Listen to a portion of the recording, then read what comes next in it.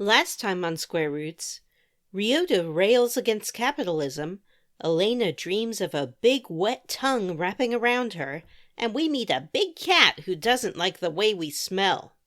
Later, we show Valmar what happens when you get mouthy. I got a fad diet for you. Knuckle sandwich. All day, every day.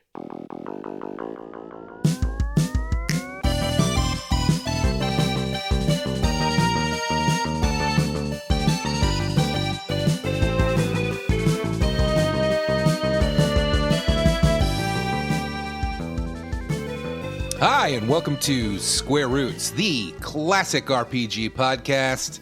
I'm joined... Oh, well, maybe I should introduce myself.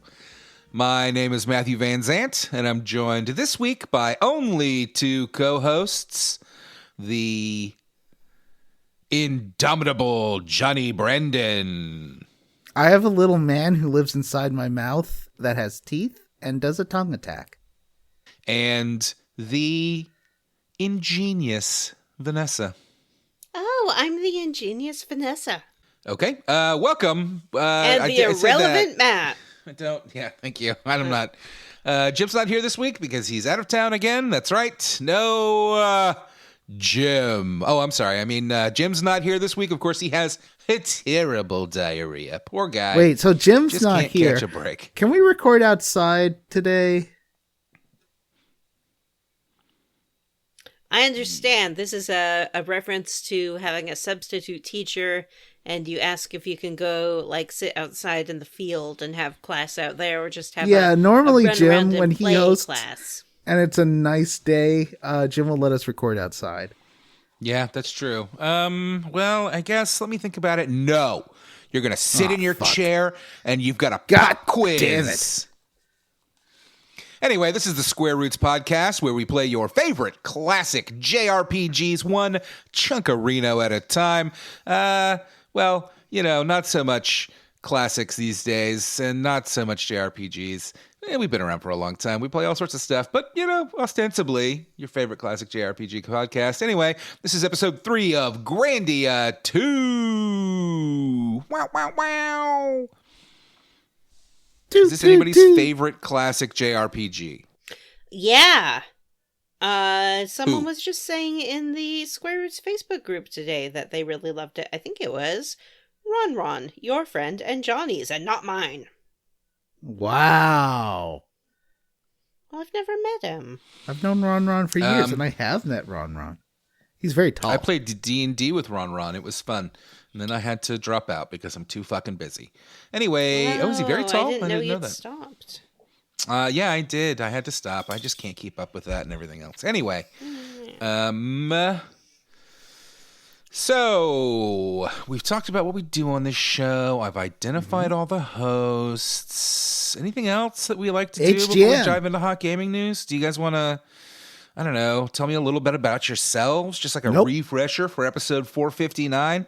Johnny, obviously, 6'5", 250, all no, fucking 6'5", muscle, 400, baby. But pure muscle.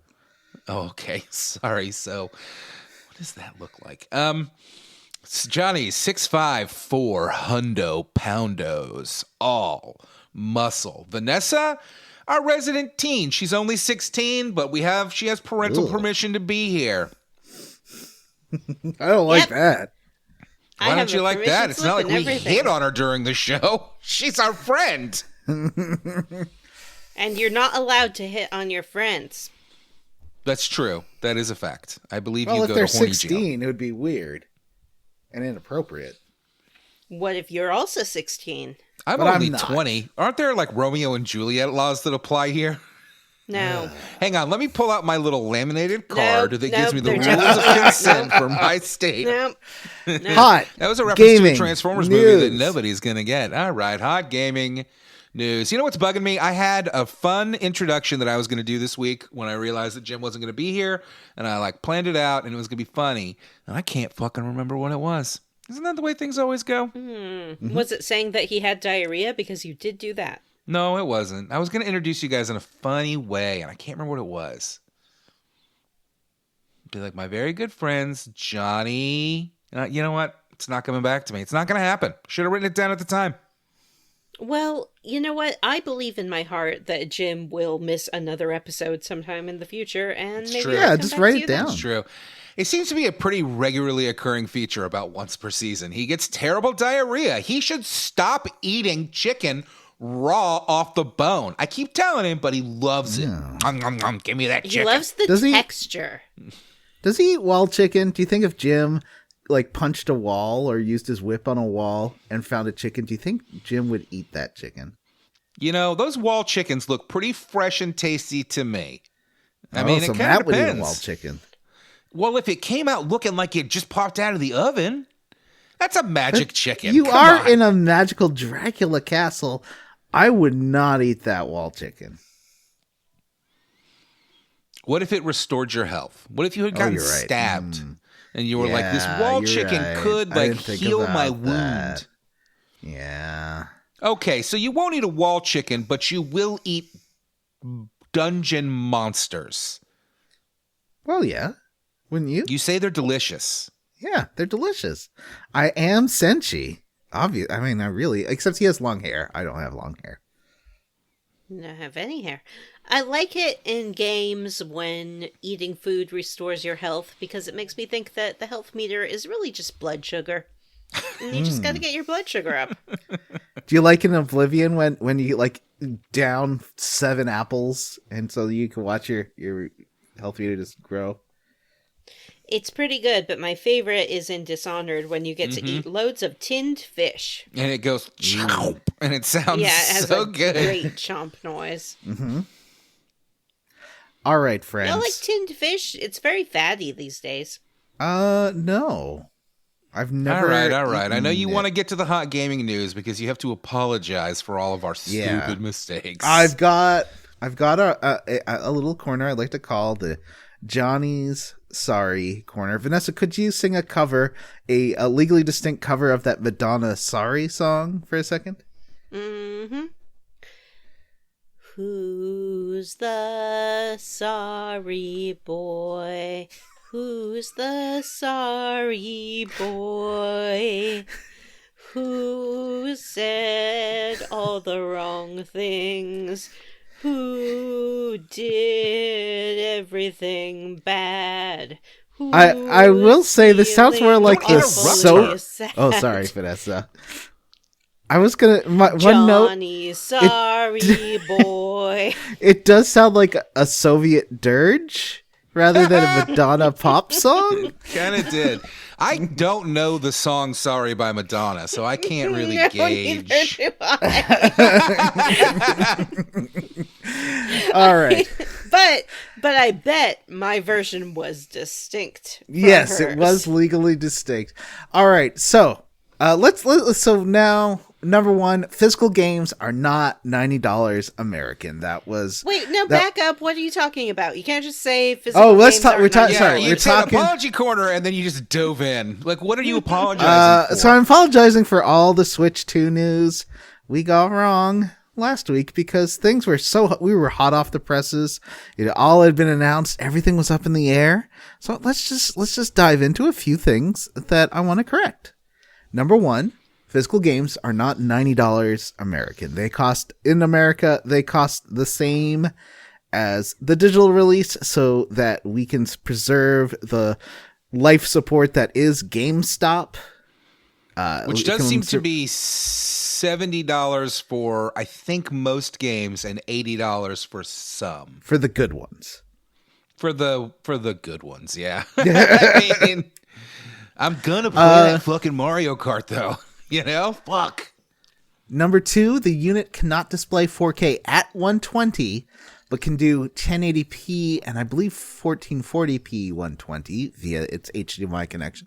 So that's still, I mean, first of all, there's not going to be any games running at 4K at 120 frames per second. That's unless it's like The Traveler or like a super simple looking game. But even then, it can't because that's not something it can display. It can display 1080p at 120 frames per second. But that'll be great. Number three. But Canadian. it's still 4K, right? So it'll be 4K 60 frames?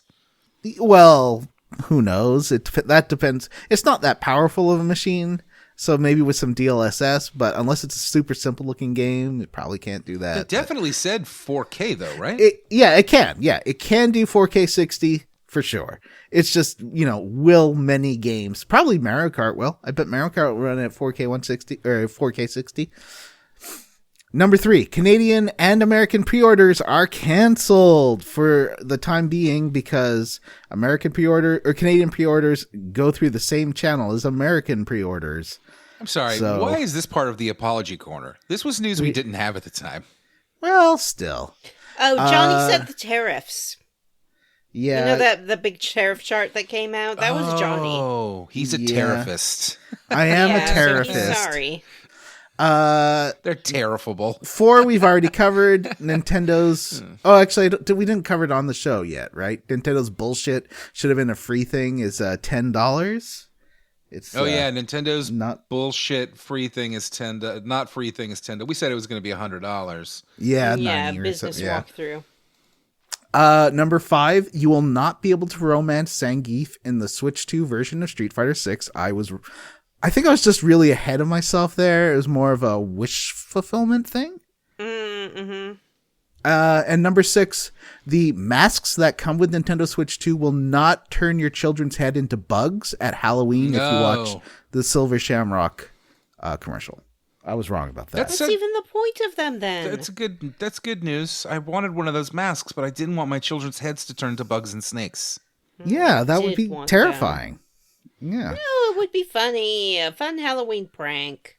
Mm-hmm. Well, so they did say about that Welcome Tour game that there's more than meets the eye to it. I suspect that's going to have some little games built into it. You know what I mean?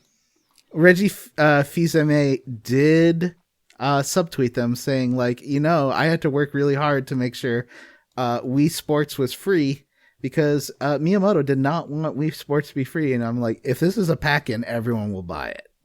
And he was right. And so he is saying this should be a pack-in. But, Nintendo will Nintendo. They got to make their bajillions of dollars. Can I just say that as a pack-in, this isn't selling me the console on Wii Sports, Yeah, it's a bad pack-in. It's a bad game. Yeah. Well, we don't know that, but it looks terrible. I presumably it's a bad game. Don't get me wrong, but I don't know. I wonder if there's not fucking Mario baked into that or something. Anyway, I have a question, which is Nintendo going to suffer the same curse that they have suffered again and again and again since basically since the Super Nintendo, which is that every other console sells like shit? No, the Super Nintendo sold well. Oh, are you saying not including the Super Nintendo? Right, the Nintendo 64 did well, but then the GameCube did bad, but then the Wii did well, but then the Wii U did bad, but then the Switch did well. Is the Switch 2 going to be... I think it might be just due to... It might be just timing, yeah. Yeah. If they'd done this a year before all this Trump and tariffs and everything, it might have sold better. But they didn't have all the games. You mean when the economy was actually good, despite the fact that everybody, for some reason, thought it wasn't? Now that the economy is actually bad? Anyway. Yeah. Okay. Is that it for... Well, I do want to say a couple more things about that. I just meant is that it for the apology corner? Yeah, that's it for the apology corner. Okay, so you're not going to apologize for what you did. No, you know what? I stand behind it. Okay, all right. I thought it was pretty problematic. Vanessa almost quit the show. You and cancel culture have no place on this podcast where free speech reigns. Mm-hmm. Yeah, that's why I decided to stay, because of my love of free speech. Mm-hmm. That's why Jim had to binge eat all that raw chicken, and now he's shit himself half to death. Mm-hmm. Well, that's just the latest workout fad, is you eat a whole raw chicken straight off the bone. What I loved about it is that, he picked up his raw chicken, he shouted, "The buck stops here," and then made eye contact with us all while he slurped down his raw chicken breast. That's true. It was pretty foul. Pun not intended, but I'll take it. It was pretty gross, actually, you know? I mean, the blood, chicken blood? Ugh. Yeah. Yeah, not appetizing, for But sure. I admire his gumption. Chickens are basically the cockroach of the bird world, right? No, that's the pigeon you're thinking of. A chicken I disagree because no. I believe that those are the rats of the sky. Well, But then again, so are is just seagulls. a rat of the bug. No, But that's I a good will point. say, You got me there. let's go back to the Switch pricing for a moment. The video game pricing, if you look at it in, corrected for inflation, has slowly gone down as buying power for most regular people around the world has also gone down. So the reason that, like, the Switch 2 at $450 is pretty close, I think. Well, it's a little bit more expensive than the Switch 1 was, adjusted for inflation, but not that much. But it feels expensive because our buying power has been slowly eroding, which is a problem. The Super Nintendo, adjusted for inflation, is $460. Now, that is obviously because the markets aren't free, right? And that's why you are bullish about these tariffs and how you want them implemented. Yeah, the way to get free market is more taxes on goods, because Wait, taxation is that's freedom. the opposite of a But free that's the market. libertarian way now, apparently. Yeah.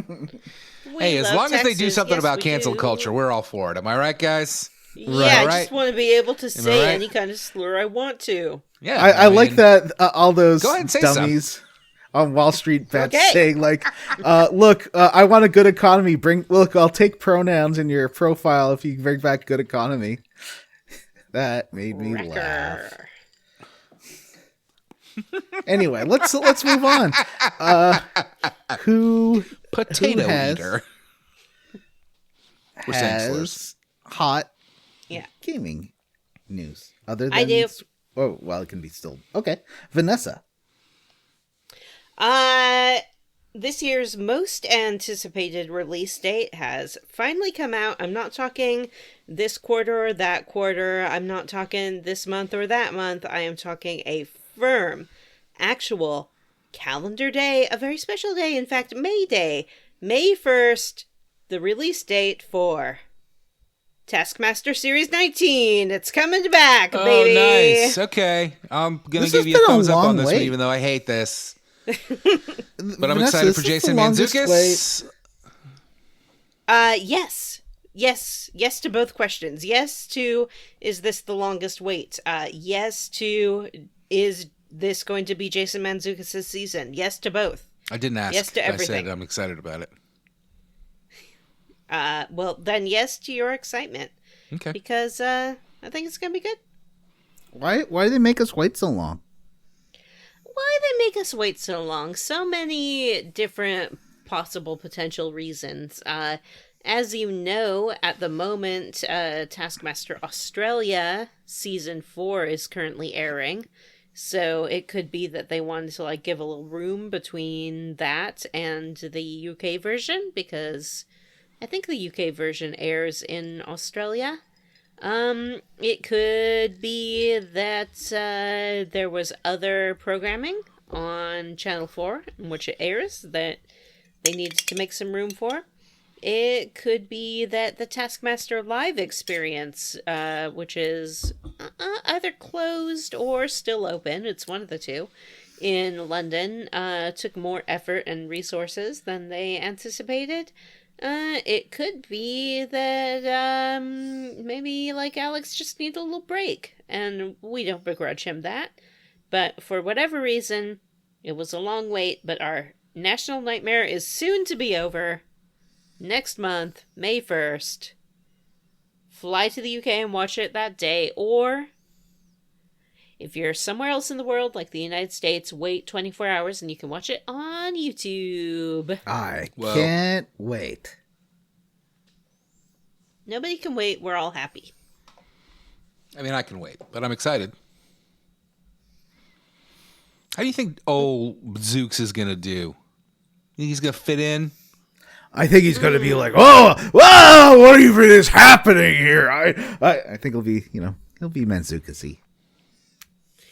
He doesn't have a super deep voice.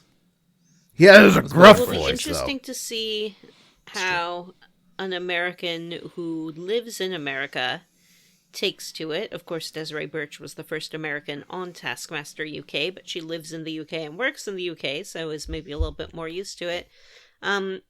Jason can be a little bit abrasive in persona to begin with, and I think Americans are often perceived as abrasive by the English, but I'm hoping that his charm and fandom of the show will win people over, because he does love the show, and that is why he is doing it and going way out of his way, all the way from LA to London, to film it.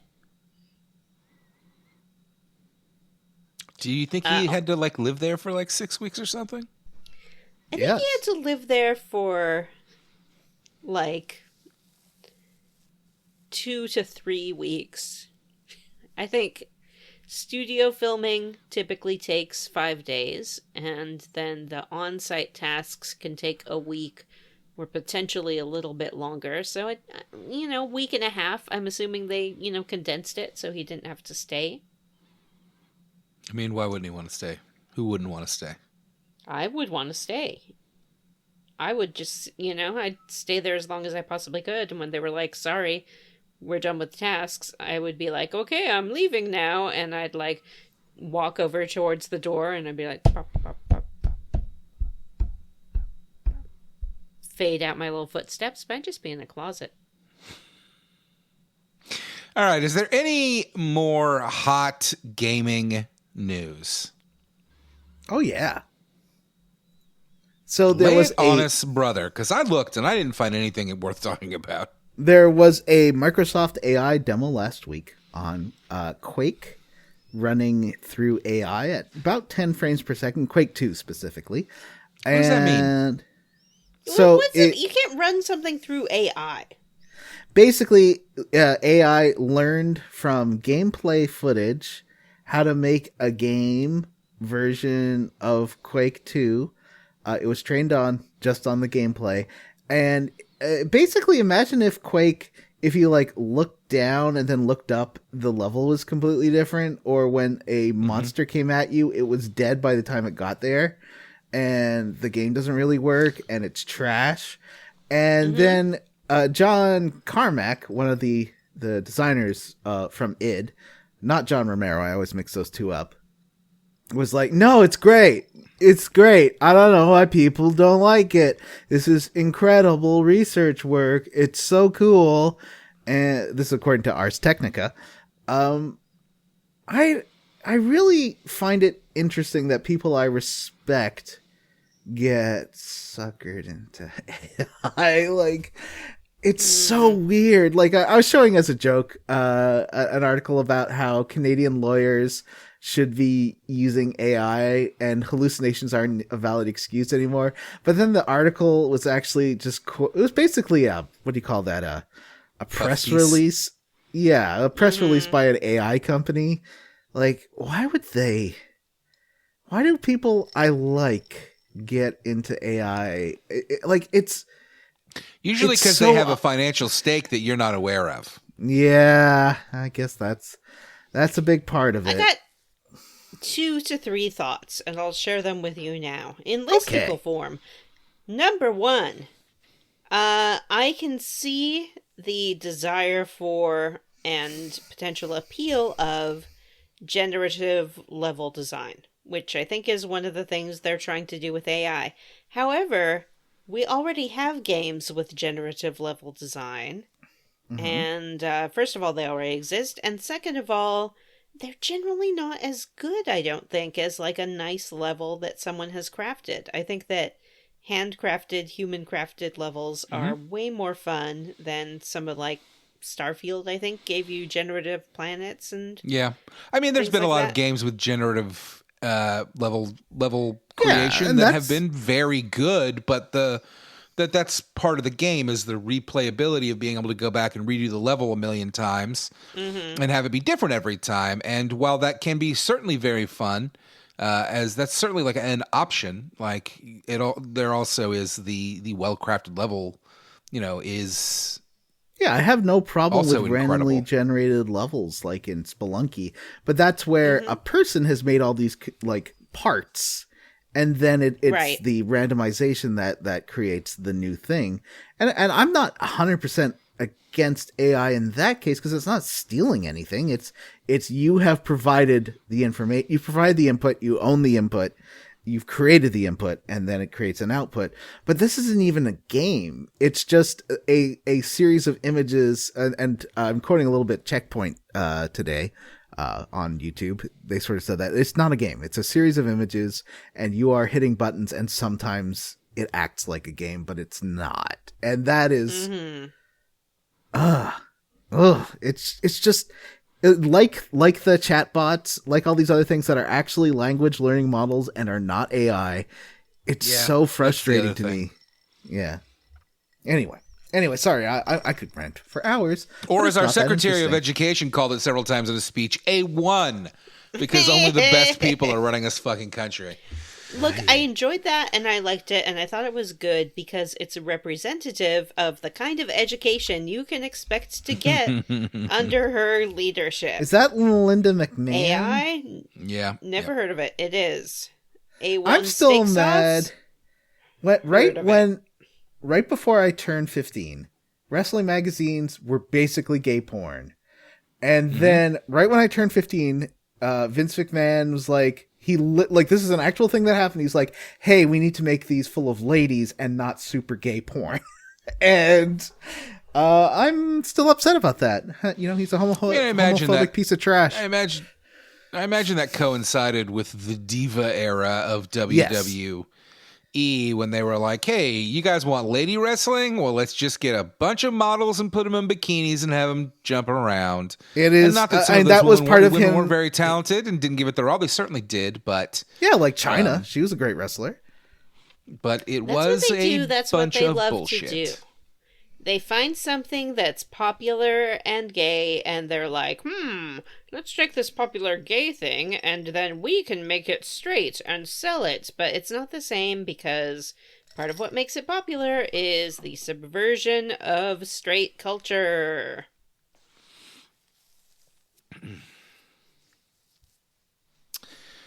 Anywho, do we have any other hot gaming news? Johnny's nodding, but clearly not paying attention, so he's just kind of nodding towards me. So I guess I'll say we have some great streams. Holy smokes, do we stream? Check out... Sometimes. Most of the time. We did skip last week because Vanessa was busy and Jim was out of town and Matt was tired. He's a child sweepy boy. Regardless, go search up the Square Roots podcast on YouTube and you can find our live streams. We're playing through, we started off doing some classic RPGs like Final Fantasy VI and Chrono Trigger. And very quickly have diverged into just kind of playing whatever we want. But come join us. Currently, we're streaming Journeyman Project 3, The Time Cop, or something like that. It's Vanessa's favorite game ever. She doesn't know anything about it and can't remember anything and doesn't even know the title. But that's what we're streaming every Wednesday at 8 p.m. sharp-ish. Actually, more like 8:15. What about last Wednesday? I already talked about that, and you were not paying attention. So just go ahead and put your head on your desk. Put your head on your desk until I call your name. That's not going to help him pay attention to put his head down. He's being punished, Vanessa. It's a timeout. He looks cozy. Anyway, and on top of our Wednesday stream, we also do have occasional kind of rando streams. Vanessa and I played Save the Princess. No, Kill the Queen. No. What the fuck was it called? Long live the queen. Long live the Queen. Jim and I have played, and everybody has played several horror-type games. I played some Delirium something. Fuck, I own the game now and I can't remember the name. Whatever. We've got a lot of streams up, and they are a pretty good fun time if you want to come. Hey, we're a tiny little streaming channel. You can actually come and chit-chat with us while we play these games. You know what? You can't say that about most of your favorite streamers. That's right. Yeah, so. Mr. Beast isn't going to say your name, but we will. It's true. And on top of that, if live streams aren't your thing, though, let me quickly say, we are working on behind the scenes. We are working on maybe adding some extra content to that YouTube channel that is not live streams, just kind of fun bits. So keep an eye out for that. However, there is another channel we'd like you to check out on YouTube, and that is the Bears in Games Neo channel. That's where Johnny posts his awesome videos about a variety of topics. He has a series on queer history in gaming. He has a series of Switch reviews. And, of course, he has his Kubert Opens Worlds series where he reviews classic open world games. What was the last one he did, Vanessa? It wasn't Simpsons, right? There was another one? No, it's Simpsons. This is really going to challenge Simpsons. my friendship with Oh, it Johnny. Okay. Yeah, it was Simpsons for sure. All right, well, his last one was The Simpsons. It was a great video, both about the history of The Simpsons and... I have something to say. His last one was The Simpsons, but then he did upload like a compilation as well.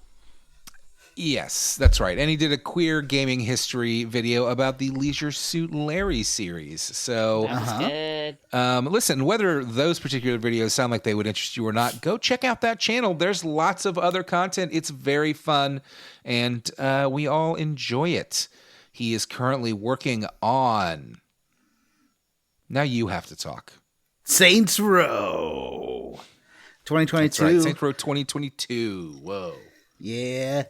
I've almost finished the script, actually. I think I've got like one more page to write, and then I'm done. It's just work's been so busy.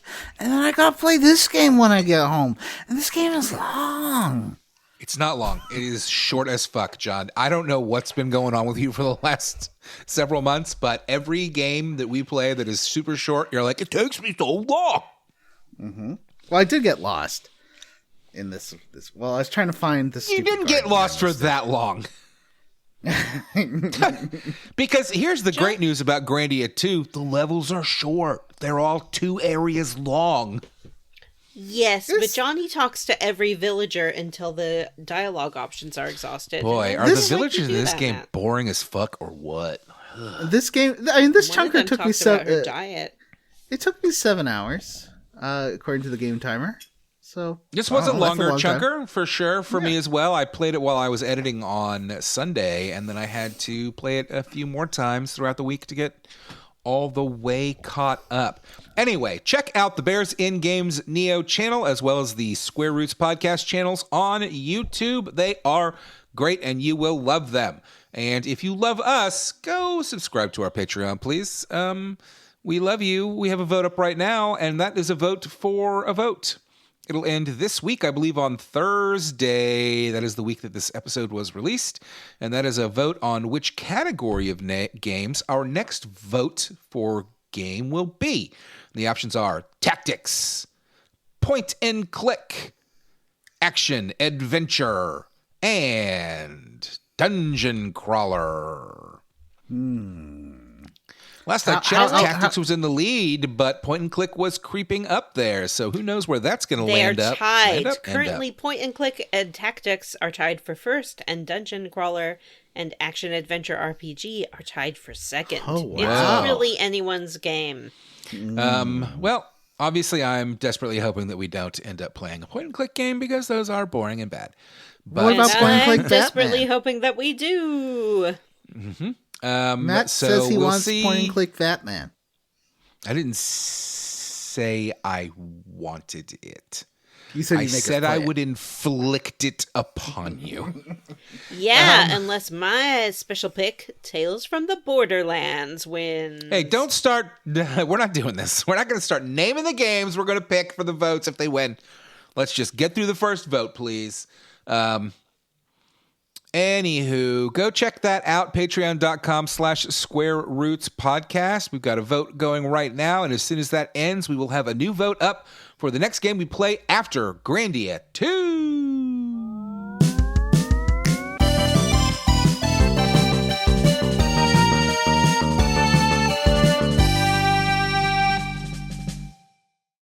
All right, now, ladies and gentlemen, it's time for the quest log. But before we get into that, are we going to use Jim's AI notes? He says they're wiki notes. Okay, are we going to just read the wiki? Because that seems I never unethical. really read I never read the notes word for word, almost ever. No, we don't burger time the notes. We just, it's a conversation. It's a launching point for a conversation. Yep.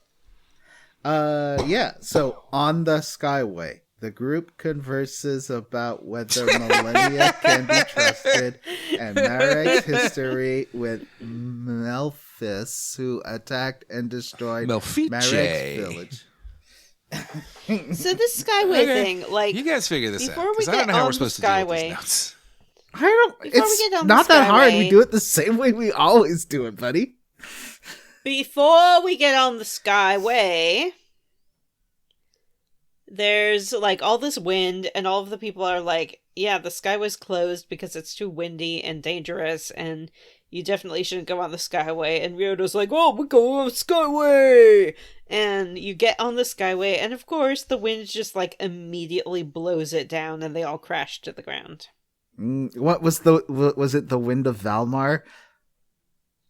You're the wind of Valmar! Do you think I don't know if it was Valmar? Was it?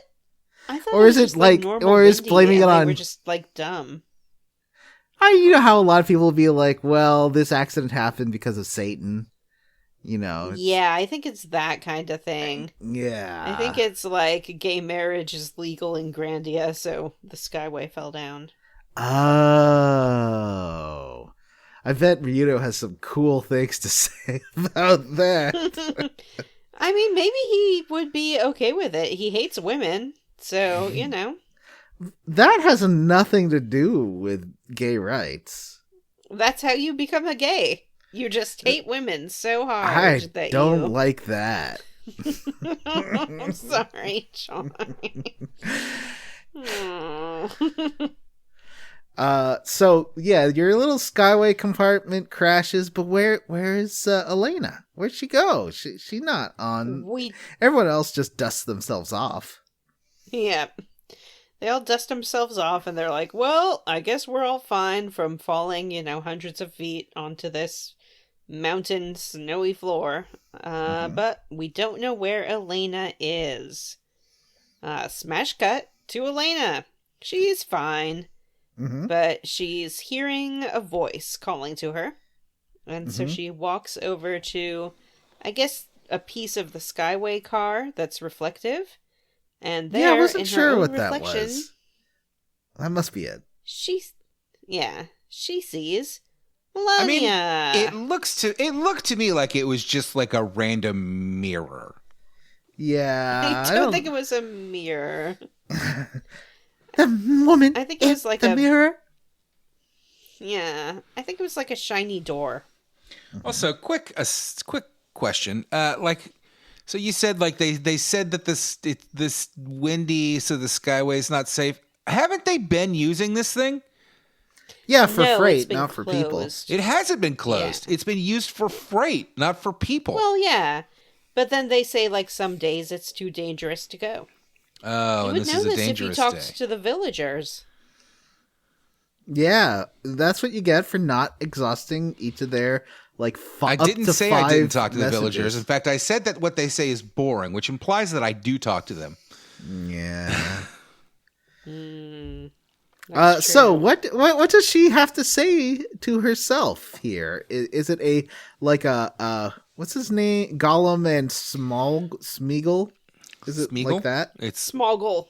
Smoggle. I'm looking at the millennia in the mirror. She says, hey, what's up? First of all, stop thinking I'm evil, because I'm totally not. It's just me, Millennia. And I'm not gonna hurt Ryudo, because, like, I think he's super hot. And what if we just, like, be chill, and you stop being such, like, a little bitch about me? Who is you? Mm-hmm. Quick question. Do the winds of Valmar smell like sulfur, do you think? Well, that's what I was thinking. It's coming out of this big crack, right? Mm-hmm. Mm-hmm. Mm-hmm. It could be if it's a volcanic. Vanessa, what we're saying is that output. that they're farts. They're farts. Right. Kind of smells like eggs. I don't know why. Well, because it's a volcanic Probably thing. his diet.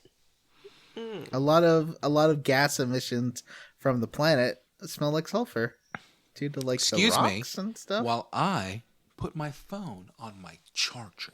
That's right. You didn't have to stop us to tell us that. Nope. We all I need did. to wait. I like to feel superior. Okay? I'm All right. present. I'm So we listening. there's a little. I liked the Smeagol versus Gollum scene. It was pretty fun. No one What did she asked say? What? What does she say to her? I don't remember. I just See, said. Vanessa already What did went you over say? it. Oh Yeah, I no. went I'm through gonna the put my whole head on my thing. desk. Yeah, go put your head on your desk then until we call your Yeah, name. looks like it's time for some of your own medicine. Yeah. Should have put I that love phone this on medicine. your charger sooner. I'm gonna take a nap. Mm-hmm. All right, so Isn't it funny how what was like a punishment as a child is the best thing now as an adult? Like, imagine if someone was like, go sit in the corner for 15 minutes and don't do anything. Like, well, no yeah, but you can't use your responsibilities. phone. I'd hate that. I would be like twitching. And... Oh, I would be fine with that. Just like, take a break from the workday, sit in the corner and like think about what you've done, do some mindful meditation, maybe make some plans for the rest of the day. Yeah, right. You'd sit in the corner and think about all your best Taskmaster moments and chuckle to yourself. It's true. It's true. Favorite task? Yeah. Chris was it Chris Tuxwix? Oh, yeah. That was a good one. He had lovely legs. Don't put the ball in the hole without touching the red-green. He just uses a broom to push it aside. What would you say your So business smart. is again, Chris Tuxwiz? I don't remember. It was like forks Did and he spoons. sell forks? Forks and spoons, yeah. Anyway. Sorry, I'm laughing at Taskmaster jokes now.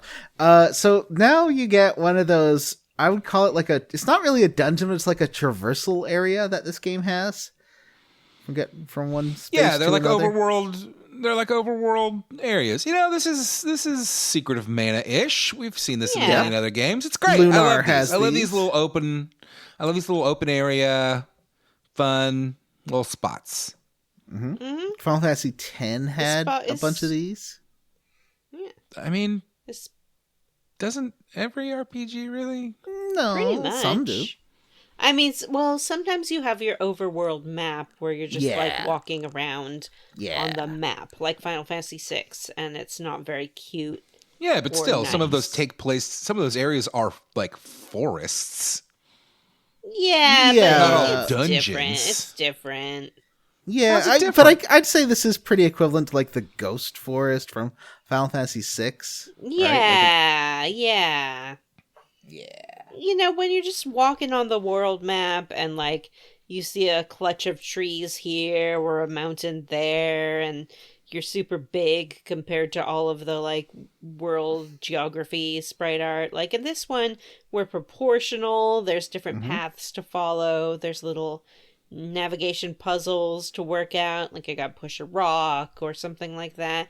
It's different. It's different. It's different. I do like that the game doesn't like prompt you for all of these either. Like sometimes you just kind of have to notice that there's a rock on a ledge and you can hit the rock and knock it over and that'll let you go up and down, you know? Yeah, Sometimes or there's find a little, like, or block a arrow stream. There's always a little arrowy thing.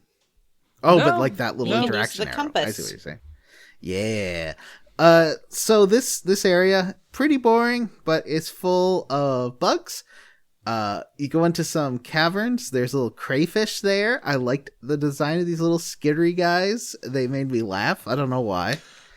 Oh yeah, this is up and down Mount Heim, right? Yes, it is. So No. I liked this area quite a. Oh no. No. That's This is after. just like in Mount the, Heim is in after the snowy village. woods. You're right. Yeah, this Okay, is just Snowy the, yeah, forest. that this is that Lillum Forest or something. I can't remember. Gotcha. Not Little League. Gotcha. Yes. Yeah. It did have kind of like a cute, fun thing where you could walk into a snowy tree and then you get a Yes. big pile of snow around you and you're Oh, I slowed missed that. down as you're dredging through it. Yeah, it's Yeah, that fun. was It's pretty cute. fun. Yeah. Yeah, I do remember the deep snow that you would have to go through. The game, the level design is great in that they love to tuck away little treasure chests and treasures and stuff, which I really appreciate. That, as we've discussed a million times on the show and don't need to rehash, I do love when a game gives you just a reason to poke into the corners, you know? Yeah. I thought that one in Mount Heim where you have to knock over the boulder to stop the river was pretty fun. Oh yeah, and you find the spear. Anyway, Axe. halberd. It's really more of a halberd. It says it's an axe. Does it? And it was Okay, useful you have to for give about me- 2 minutes until you get to the Yeah. next village and there's a much better axe. Sometimes you do get stuff that's better than you can find in the towns, though, at the shops. I've noticed that, so that's nice. Yeah. Not always.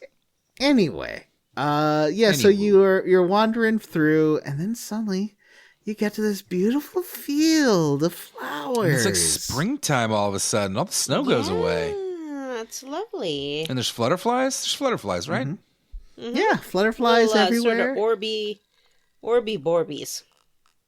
and Orby Borbies, and this little girl is there, and she's got Fairies, big actually, eyes. they call them fairies, but I think they're butterflies, right? No, there I are thought both. There were more There Orby Borbies. There are fairies, little glowy Orby Borbies, and Oh, there's okay. actual butterflies as well. And there's a little girl there, and let's hope you like her telling you about how she used to be blind, but she can see now because her mom prayed, and about how this is a good place where everyone's happy. Because she will say that about 500 times. She does also ask Elena not to eat her, which is weird. And then, of course, Ryudo takes the opportunity to make a great fat joke at Elena's expense.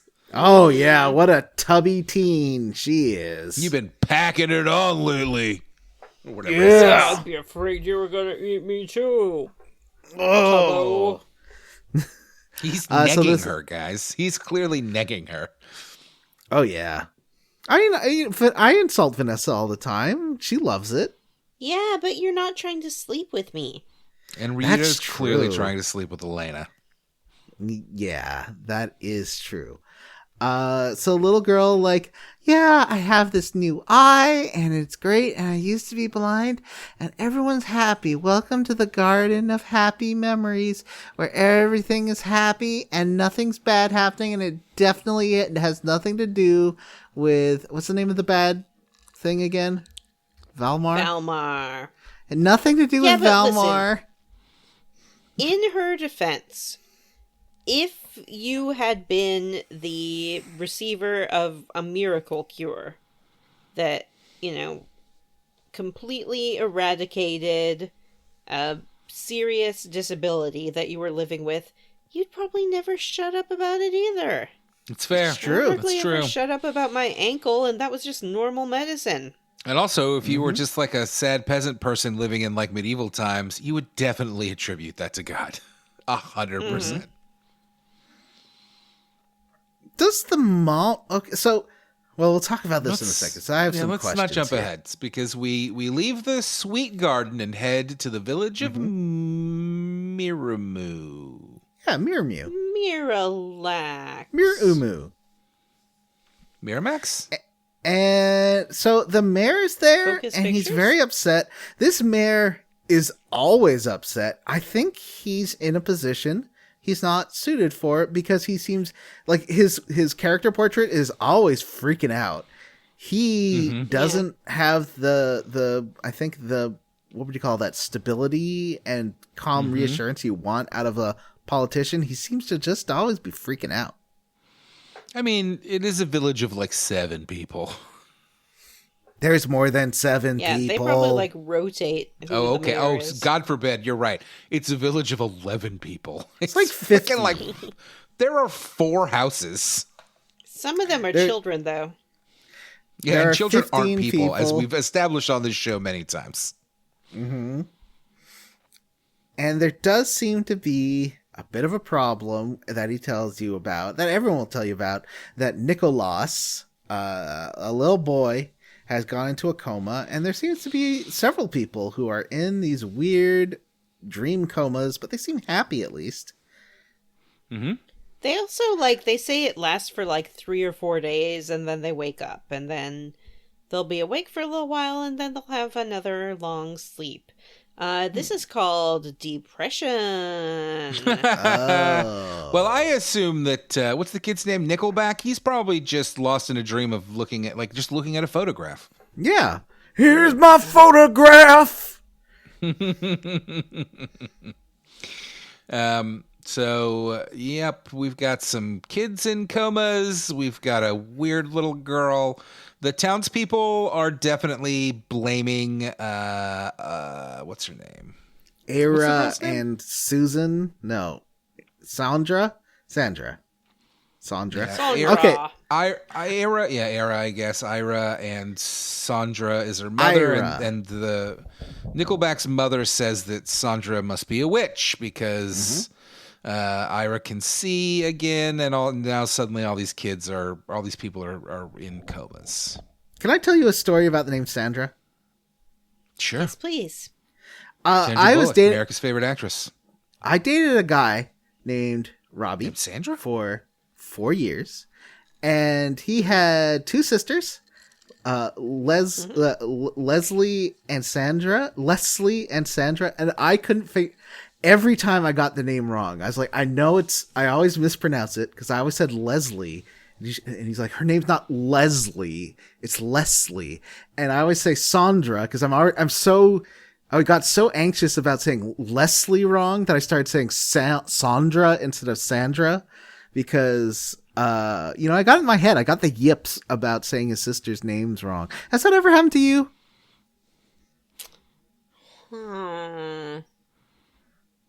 And I literally could not hear the difference between Leslie and Leslie. Like, I had to actively Yes. hear that. Some Go ahead. people say that I say particular words strangely, like Dragon. antenna, That is a weird way to say antenna. bacon.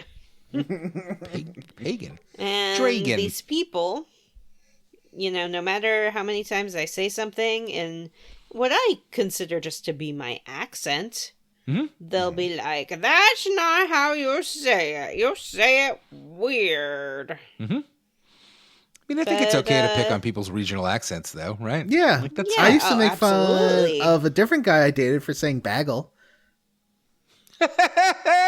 I lived in New York, Troy.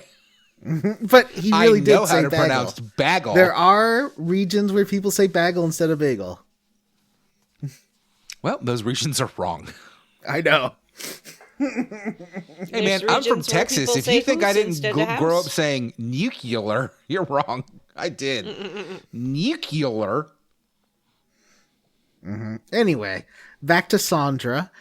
And the lady at the inn, whose name I can't remember, but yeah, her son, she's like, oh, you're that sister we called for. You came early. And, Elena's like, I'm not though. Just passing through. And that's when Sondra lays on us this story about how... no, not Sondra. The mom lays on us this story about how Sondra's a witch. Irina is the name. Irina tells us that Sondra's a witch. And she tells us about how when Ira was a baby, she got really sick and she went blind and she prayed and prayed and prayed until the fucking prayers were answered, yada, yada, yada.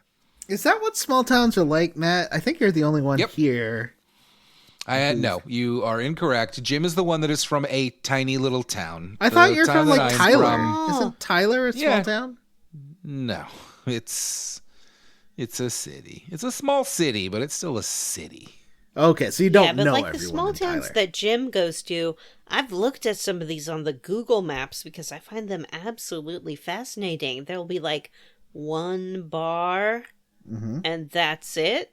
Like, that's the whole downtown. Well, yeah, because didn't he tell us that he lived in like a one-stop sign town? Like, not even like a his light? His parents still do. That's where the pig lives. That's why I'm so desperate to go there and why I look at it on Google Maps all the time. That's his mom and stepdad, yeah. Here's what I want to know. Why are you desperate to go there? What do you think you're going to find? She wants to meet the pig brother. I want to meet Jim's pig brother and scratch it on its piggy ears. But apparently Jim's scared of the pig brother. Like, he's not well trained. Yeah. Vanessa, are you sexually attracted to that pig? I'm not sexually attracted to the pig brother. I want it to be my pig brother, too. I want to scratch its little ears, and I want to make it go oink, pets. oink, oink. Pigs Maybe it's are not gross. gross Maybe it's clean. pets. Maybe his mom can keeps pigs it be potty trained like a dog? Yeah, you can potty train a pig like a dog. Jim says this pig Pigs has can its play own video little room games. and its own little mattress that it sleeps on. How cute is that? That's one word for it. So, moving on. Jim's not here to defend himself or his mother, so I don't really want to dive into this. We love you, Jim. We're sorry about your bathroom troubles. He's never going to listen. No, that's fair. True. That's a good point, actually. Fuck that Jim piece of shit. Wow, no. Tall hair. He's actually 5'10". The rest is hair. It's his pomp. He got a haircut this weekend, and he had to go change his driver's license because the height was. So this narcolepsy depression thing is a real problem for Mumu. And well, the townspeople think it's a curse, and they're spoiler. They're right. Actually, yeah, everything. It's not depression. Yeah. They're right about everything except for the part that Sondra is a witch. That's the part that they got wrong. But let's sort of talk how this unfolds. Yeah. So we walk around, we go visit Sondra and the little girl, and Sondra's like, I'm not a witch. I'm not. I just prayed really hard. And then you sort of wander on back to the inn. And is it before we go back to the inn that the actual sister shows up? I believe you mean the White Cloaks. The White Cloaks arrive. Yes. The White Cloaks arrive. They're like, hey, what's up? It's us. We're from the church. We're the White Cloaks. We're super holy. It's one lady and a bunch of armored figures who may or may not be ladies with big giant swords. And she says, we're here. We're going to lock down the town because something is going on here. And, Jim Banks is playing Foiba St. Distin Hotel, something like that. So that's your update as to what Jim is playing while we record. So they're going to lock down the town. Gotta do something on the toilet. They're going to, they're just going to, look around and find out the source of this evil. And once they do, they're going to sanitize it. Mm-hmm. So, yeah, it'll be cool, and it will be good, and everyone will be happy. I believe the word they actually use is purify, and I've never heard of anyone using a word like that in a sort of sinister or violent way. Yeah, so it should be fine. Well, and they're from the church, and obviously the church is trustworthy and has your best interests at heart. Yeah. Yeah, 100%. And they do seem to have a hard on for this Sondra lady. They're like, we know who we're gonna be fucking burning at the stake. Mm-hmm. Purifying at the stake. Thank you very much. You're right. So Ryudo's like, well, okay, I guess I'll just go to bed at the inn because I don't really give a fuck about any of this, as he always reminds us. So we go and tuck in for the night, and Ryudo has a very bad dream. Yeah, it's quick flashes, so I think you don't really get to see much, right? Or am I thinking of a different dream? No, it's quick flashes, sort of like he got when the cat was talking about his brother. Mm-hmm. Mm-hmm. They're not ready to reveal this dark secret where either he stabbed his brother or his brother stabbed him. Like one or the other. Definitely happens. It's pretty obvious. Somebody got he wakes stabbed. up. He wakes up and what happens? He's like, this can't be right. Something's going on. He also sort of has a dream about a big eyeball. And like looking into the big eyeball, and it creeps him out. So he wakes up. That was a cool. You know what? I was not expecting this game to go into Final Fantasy VII live stream cloud weirdness, and it does. Like there's just giant eyeball. It's worth pointing out again. Eyeball. It's worth pointing out again that this remaster is gorgeous. Like I have some small complaints about the quality of life features that it's missing. But visuals wise, it cleaned up extremely well. Like, obviously it's a remaster. It's all much sharper than it would have been on the old Dreamcast, but damn does it look good. And these cutscenes, like of him staring at the giant eyeball in the dark or whatever, like his reflection is in the eye. It looks fucking good. Mm-hmm. Sharp, colorful, great stuff. Mm-hmm. Anyway, he wakes up and he opens the curtains of his window, and what does he see? A little flying eyeball. A little flying eyeball, which was fucking delightful. That sound effect gave me a spook. It was like, wah! Eyeball. So he screams, and all his friends come running to see what's wrong with him. And they all say that they also had bad dreams. And he explains that he saw a little flying eyeball. And his bird companion goes to chase after it. And we find that it sort of went into this cave. So we follow it on down there. I think at some point Millennia shows up as well. Yeah, it's nighttime. So I think anytime it's nighttime, it's Millennia and not Elena. Yeah. Almost any time. There's one point where that doesn't happen that I was like, I guess it's not just like a werewolf transformation. But anyway. No, I think it's more like maybe, my theory is that like when Elena goes to sleep, Millennia just takes over. That makes sense. Or stress, obviously. Stress does happen. Yeah. Like when she get eat by the tongue. Like I don't think she took a nap in there. Tongue. No. It's kind of a Hulk situation maybe. Like when she's in out. danger, Millennia will like pop on out. Ooh. So we get to go through this cool cave, and it's a fun cave. Cave. I don't remember this cave. Well, this cave has more crayfish. Fun. And it has those guys that throw those bombs at you, those red guys. Oh, yeah, the red guys with the bombs. The bombs aren't bombs. They're like little monsters. Well, it says throw friend or throw buddy. Throw buddy. Yeah. I did want to say also, so in the first two chunkers, I was starting to think that the monsters were getting really repetitive. And this chunker is basically all new monsters, which I really appreciated. We didn't talk about the fucking great Yetis in the snow area. I love the Yetis. They're big. Big, chunky Yetis. We just talked about the bugs, but there's great Yetis, and we get these weird demon guys with their green bug friends that they throw at people, and all sorts of neat stuff. There's little alligator monsters that are cool. There's really fucking annoying bugs. And of course now, I guess it won't be until the end of this little dungeon we're talking about where we have to fight the fucking eyeballs and their goddamn laser beams. Oh yeah, they're awful. Johnny, what happens in this cave? I don't remember it very well.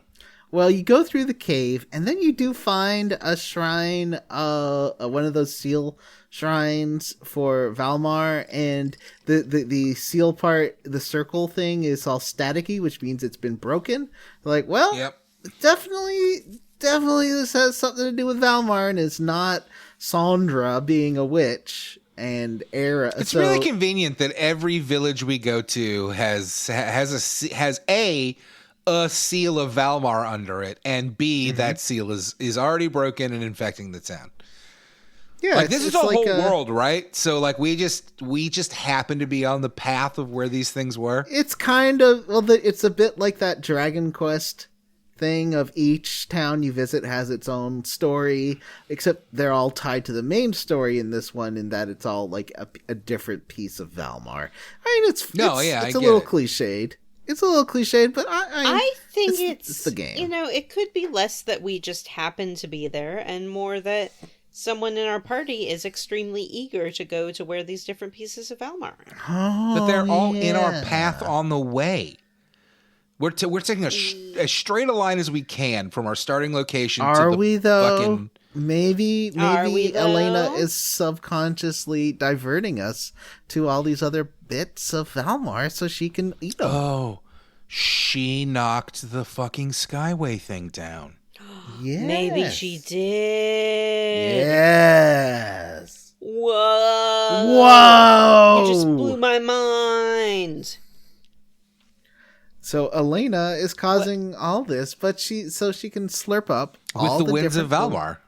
Yeah. Yeah. With the winds of What Valmar, makes a wind? Flapping wings. Yeah, she Case flapped closed. We just solved this game, guys. I don't think we have to do any more. I think it's over. I think we did it. Yeah. Let's message Jim. We'll tell him that we solved the twist. And we solved the game, and we over. don't have to play it anymore. We solved the twist. I want to play it, though. It's fun. Yeah. So you get back up there, and then you're like, hey, we figured out everything, but Celine's being kind of a bee. I'm okay. I mean, is it okay if I say that? She's kind of a bee. Yep. Only if you identify as a member of the bee community. Oh. So she's kind of acting like a bisexual, which is weird. But, I mean, not that bisexuality is weird. Oh, boy. I put my foot in my mouth. Actually, you know what? We're a right-wing podcast now. Just digging. You're just digging that hole. Tell us more. I love tariffs, Anyway. It's the most beautiful word in the English language. Groceries, which is every item of grocery. I've been watching The Daily Show again. Anyway. Who was it who said that the most beautiful phrase in the English language was cellar door? Someone said that. No. Who was that? Johnny, who said that? I have no idea. Cellar door. A serial killer. Ted Bundy. Yeah. Obviously. It's from Donnie Darko. No, wait. In Donnie Darko, Karen Pomeroy mentions that famous linguist J.R.R. Tolkien said cellar door is the most beautiful phrase in the English language. Weird. I always liked ink pot. Ink pot. That's a good one. That's a fun word to say. I don't feel like cellar door is that good. No, I agree. Door. Wait, there's a scene where Ira is standing outside her house with her mom, and then the soldiers there. They're like, "We're gonna take your daughter," and her eye starts flashing, and that's suspicious. Well, maybe we did we talk about fighting the little eyeballs though?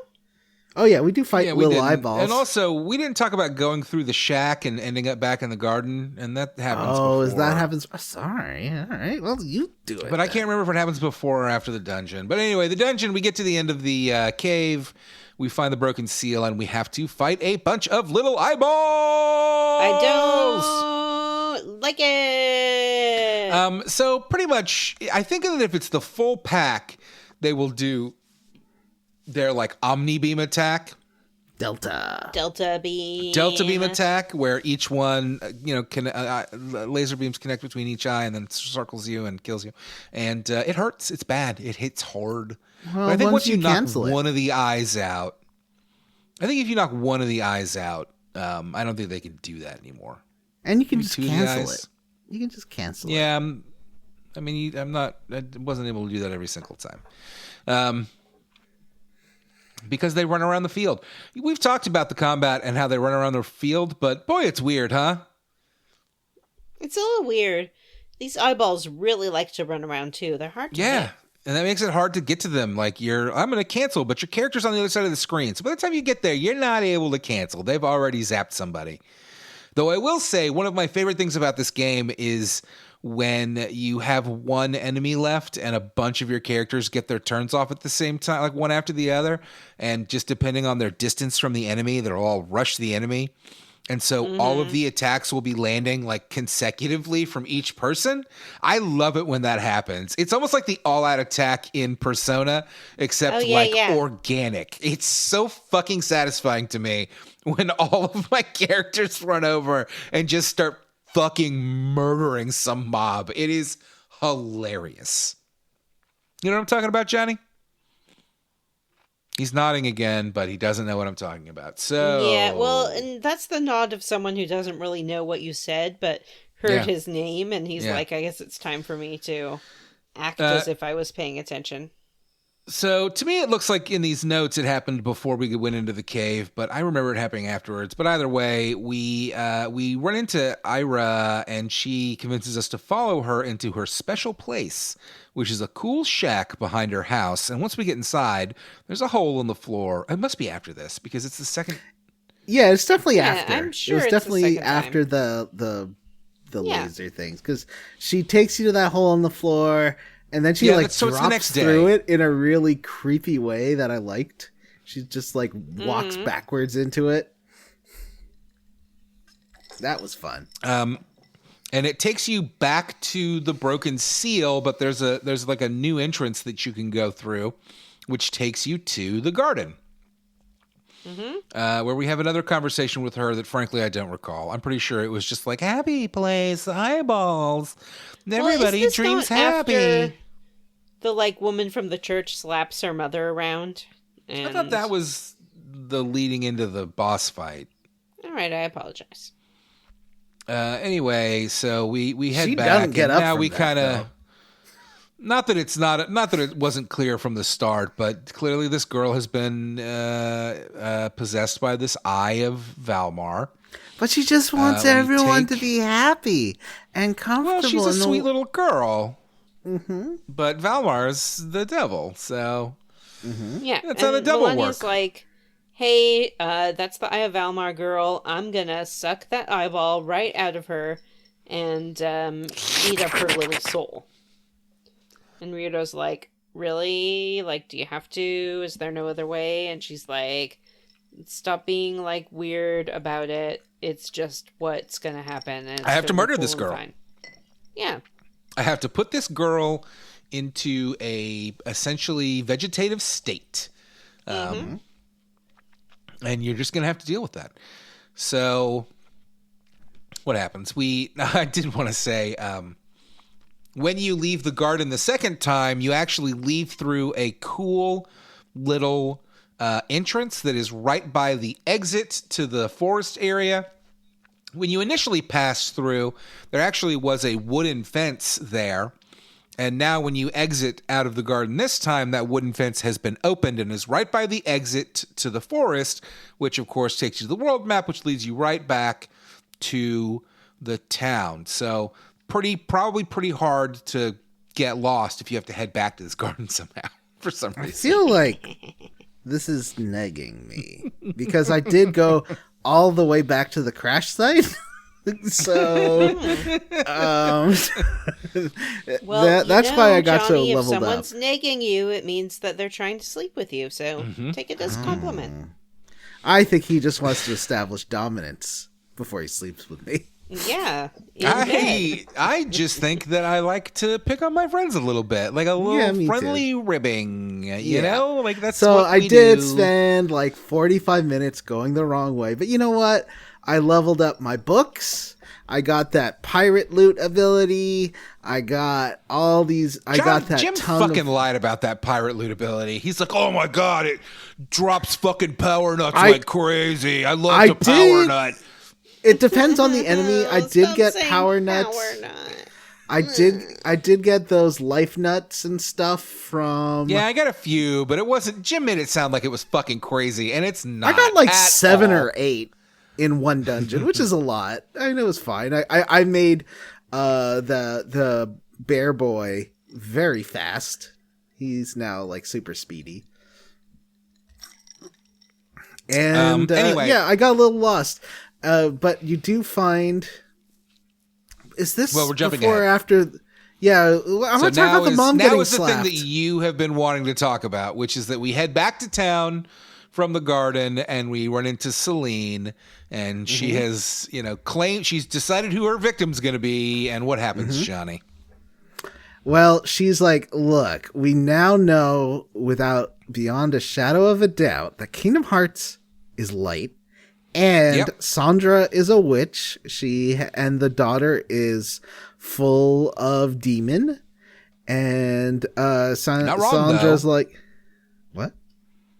Well, she's not wrong. Also, I did kind of skip over one small important fact, which is that when we meet up with Arya and we head into the shack to go to her little garden, she does reveal a weird third eye to us.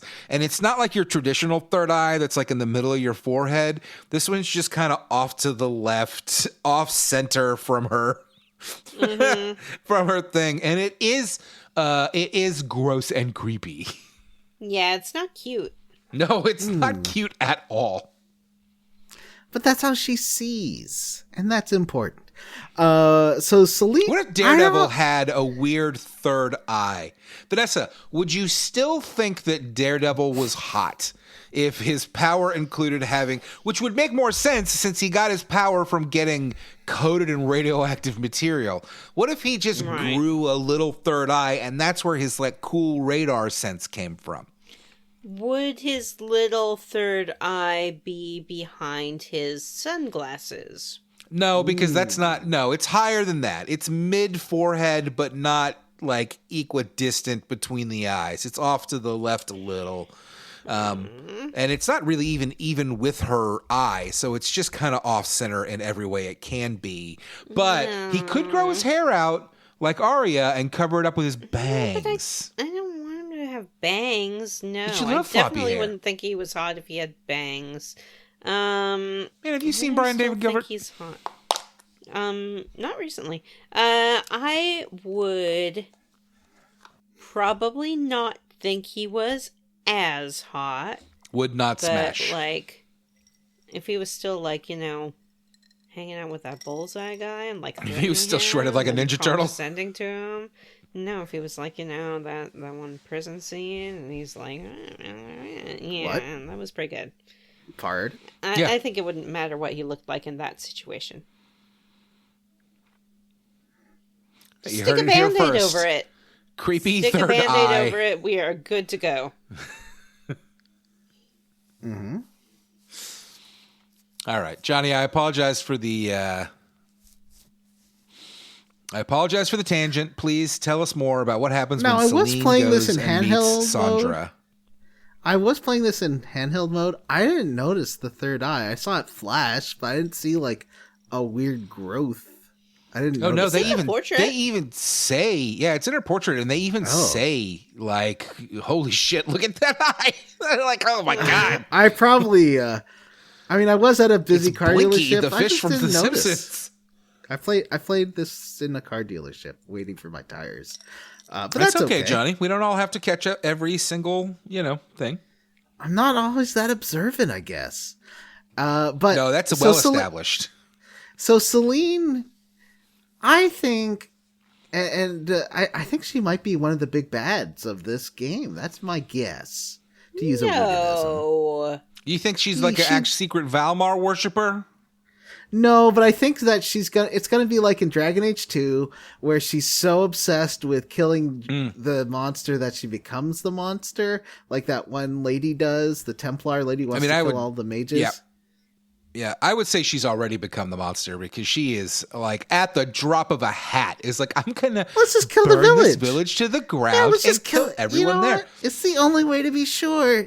Just kill this village from orbit. It's fine. I was a little disappointed we didn't get to fucking kill any of those goddamn knights. We didn't mention that. It's not just this lady. She's got a contingent of knights with her who do look tough, but I want to stab them. They piss me off. This whole thing pisses me off. So she's like, oh, we're just gonna kill your daughter a little. And Sondra's like, no, you don't get to do that. She's a little girl. And then Celine's like, Sandra, what does the hand say to the face? And Sandra's like, oh, I don't know. Slap! And she slaps her so hard that mom is down for like half an hour. No, she's concussed. She is concussed. She needs to seek. Call the refs. Put a hold on the game. We gotta cart this kid to the concussion tent and make sure that he's gonna be able to continue to play. Probably call a foul on Celine. Yeah. Now, in real life, do they have like a checklist of numbers of concussions kids can get before they have to stop playing? Is that how it works now? I don't know. Even just one is quite bad, and one they'll take him out of the game for sure. Yeah, but more and more research has come out about the long-term effects of concussions, and it's really not good. And that's why American football should be banned. What about boxing for children? Yep, you heard it from me. Boxing, right. Get it out of here. Wow, Vanessa, no fun brigade. Anyway, so you can get concussed in every sport, so I guess no more sports. Yeah, that's why every sport should be banned for children. They can play America's favorite sport, chess. So they're about to corner the little girl and like, sorry, little girl, we're gonna have to murder you. And she's like, I see all your thoughts. I can hear your thoughts. And that's bad too. Or is that later where she, you know what? I don't, there's so many, like this chunker is so many coming back and forth and talking about the garden and Celine. And then they come back and forth. But there is a point where the mom's like, hey, she started being it's almost psychic. like it's almost like if somebody had written notes for this in like a reasonable way and didn't just dump 4 paragraphs of AI slop into our goddamn notepad, we would be able to do this more better. But unfortunately, somebody was like, I gotta poop, and just said, Google, tell these idiots what happened, and then slopped it onto our goddamn notes. Mm-hmm. Yeah. So that's right. So you know what? This is according to the notes. Ira says she was healed by the seal and reveals a third eye on her forehead. Okay, we got that. Melania's like, hey, you're possessed by the eye of Valmar. And Ira's like, you want to eat me? You want to eat my soul? And she runs away. You're way back. Ryudo's like, this is when we were in the garden. She's like, Ryudo's like, you gonna kill her? And no, Celine gets slapped down, and then she's like, the little girl runs away. Celine wakes up, and she's like, not Celine, I'm sorry. The mother wakes up, Sondra. And she's like, what's up? Hey, please go kill my little demon daughter. Yeah. Okay, so this I thought was the best Ryudo line in the game so far, where he says to the mother, you're her mother, but you want me to, quote, put her out of her misery? Ma'am, we do that to our pets, not our children. Mm-hmm. Ryudo, the king of terrible takes, finally has a good take. It's pretty amazing. I mean, it's the lowest bar to clear. Don't murder children. Which is a bar Celine is unfortunately unable to clear. Ryudo, we go to chase after little girl. We're gonna go Ira find runs Arya. away when her mom gets When slapped. do we go into her brain? We go into her brain at one Well, point. just now. Now, we're still on our way. We're chasing Ira runs after her. away because her mom gets fucking slapped down. And we have to head back to the garden.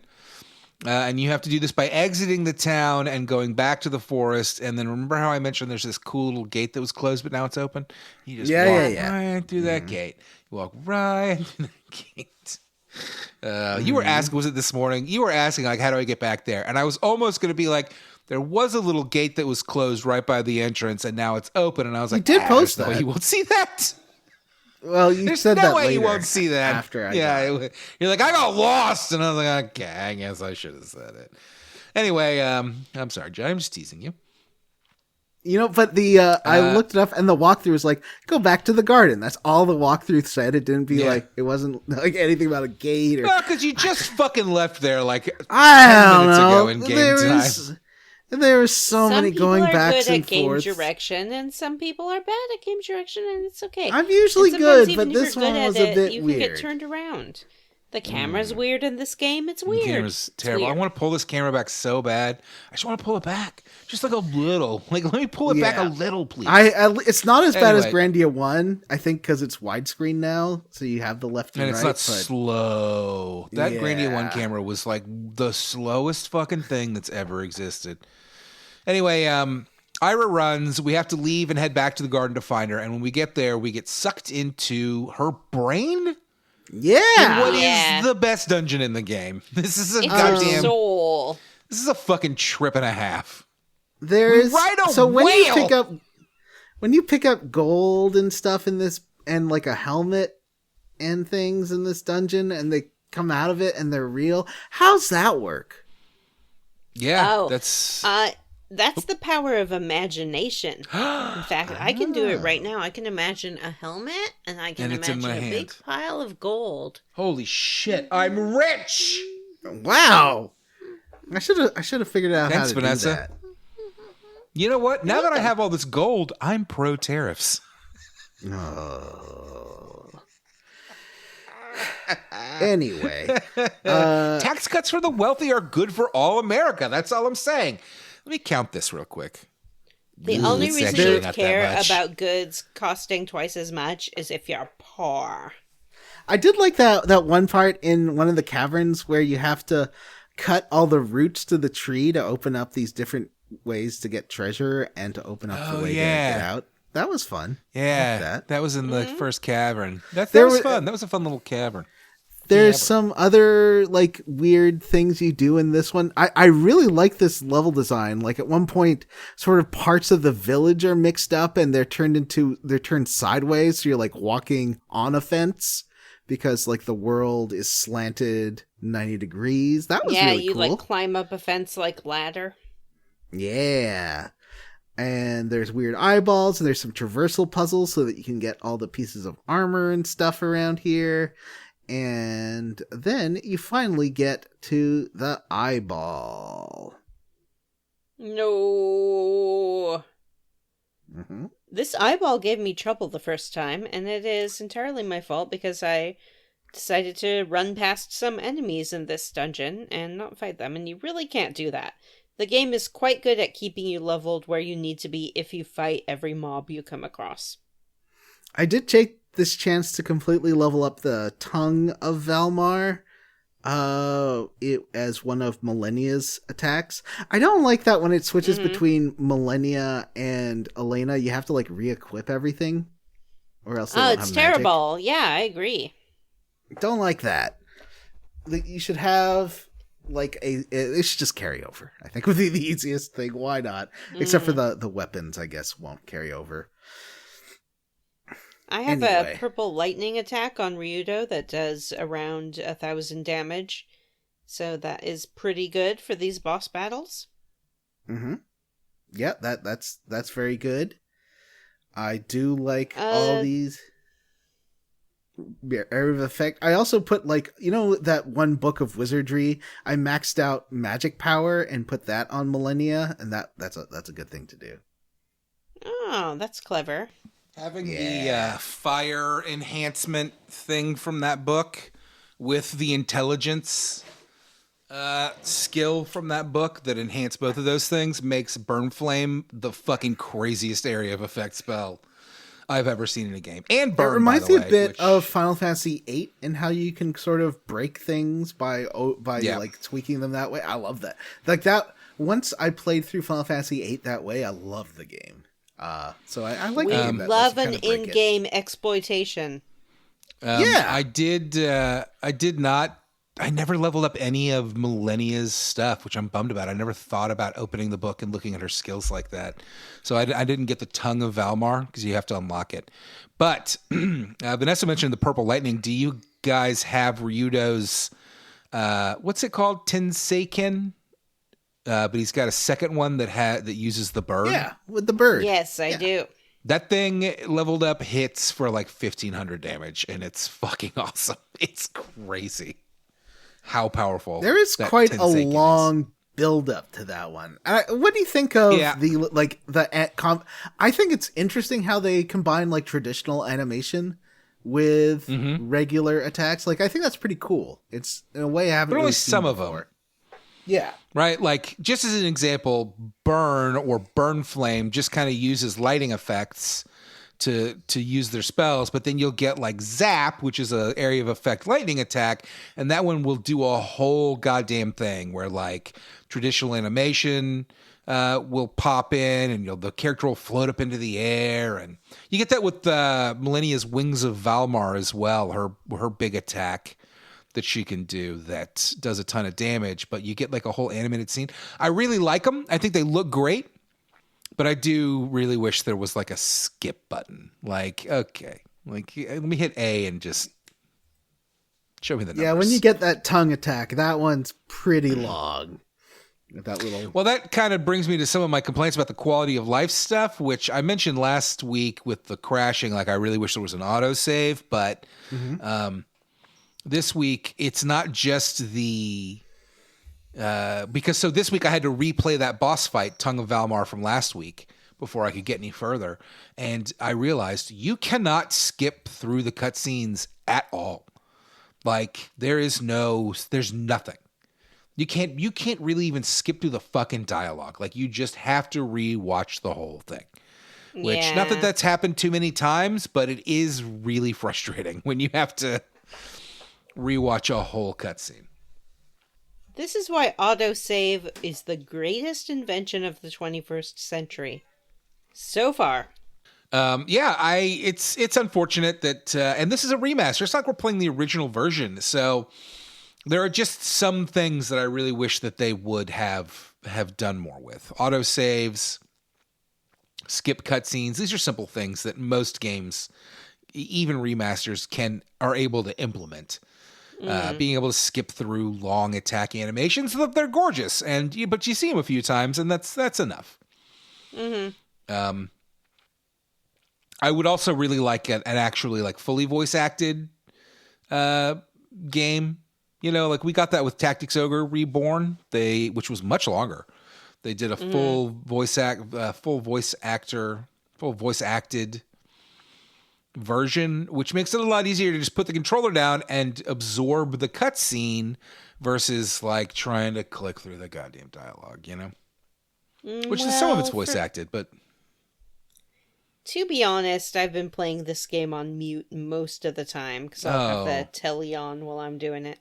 The music's really good. It is worth listening to the music. I've given it a little listen here and there, but I got to get my shows in, you know?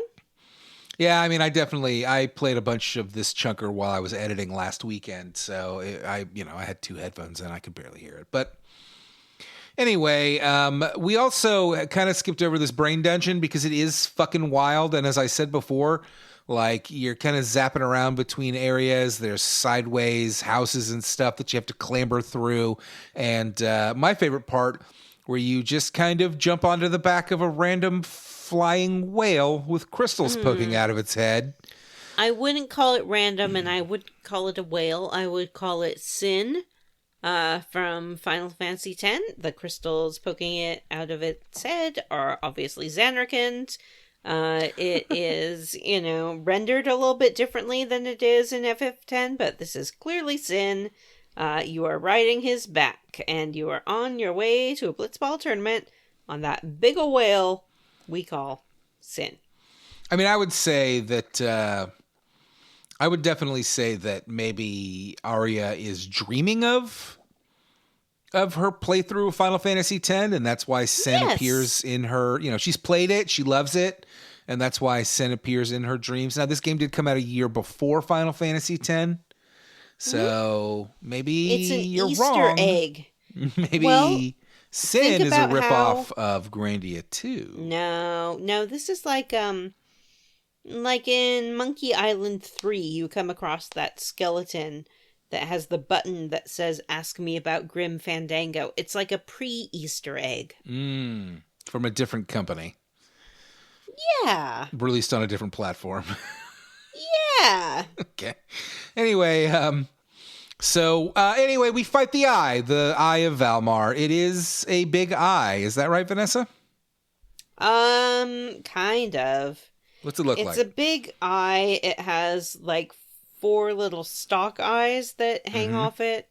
And then it also has some eyeball friends. So those little floating eyeball things are back.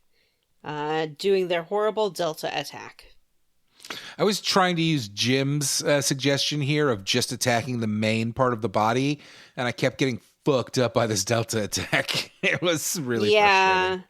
I did do Jim's suggestion. I tried my old technique of just doing lots of area of effect spells to pick off the little guys first, but these little eyeballs have a lot of HP. They have like 4,000 or something, and the Eye of Valmar just has 8,000, so it's easier just to take it out as quick as you can. Well, I found that once I had done enough, some of my characters are using area of attacks and some are using single attacks, and I did notice that once the area attacks have done enough to knock out a couple of those eyeballs, they stopped doing that fucking Delta beam. So yeah, that was handy. But then I did just kill the eye, and so we defeat the eye. And what do you think of the eye's attack, where it does a little CG cutscene of the eye opening? A little like the tongue one. That was pretty fun. I bet that's something a millennial will be able to learn. Yeah. Yeah, I didn't realize she could learn these things, so I'm excited to dig into that. I didn't think it was as good as the tongue one. Yeah, the tongue one's great. So we defeat the eye, and it kind of teleports us back. Or not really teleports. We appear back in the garden. And the garden disappears. Or not before that, actually. We teleport back to the garden, and then Sondra arrives. And she pleads with Millennia not to kill poor little Arya. Yeah, she's like, I totally changed my mind. It was just a moment of weakness. It happens to a lot of parents, you know? You try to be a good parent, you're doing a good job. And then you find yourself driving into the ocean.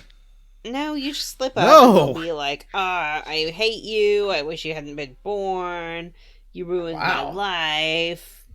You know, that kind of thing. And then you can be like, I didn't mean it. Wow. I've seen movies. I know these kind of things happen. Is this Mommy Dearest that you're talking about? Well, I don't know. I've just heard tell. Okay. I swear to God, I hear John's cat in the background saying, Johnny! She's here. She's talking to me. She's saying your name. It's creepy. You never told us your cat can fucking talk before. She talks a lot, and it's very frustrating. English? No. She mostly just says meow. My watch is so generous. I just hit my move goal for the day by just sitting here doing the podcast. You are laying in bed. I can see. I guess I'm gesticulating wildly. Well, you did your move goal. Good, all right. Good job. Congratulations. Thanks, Johnny. So the Millennia's like, all right, I'm going to do it. I'm going to slurp her soul up. Yeah, glug, glug, glug. This is great. Yummy, yummy. And then there's a good line where Sondra's like, I never thought you were a monster to Arya. And Arya's like, really, Mommy? It's a good line, I thought. Yeah. Mm-hmm. But now and then Arya's like, hey, I saw my mom smile. You can totally, like, take my eyeball now and kill me. Mm-hmm. That's all she ever wanted was peace and happiness. Again, she says this so much.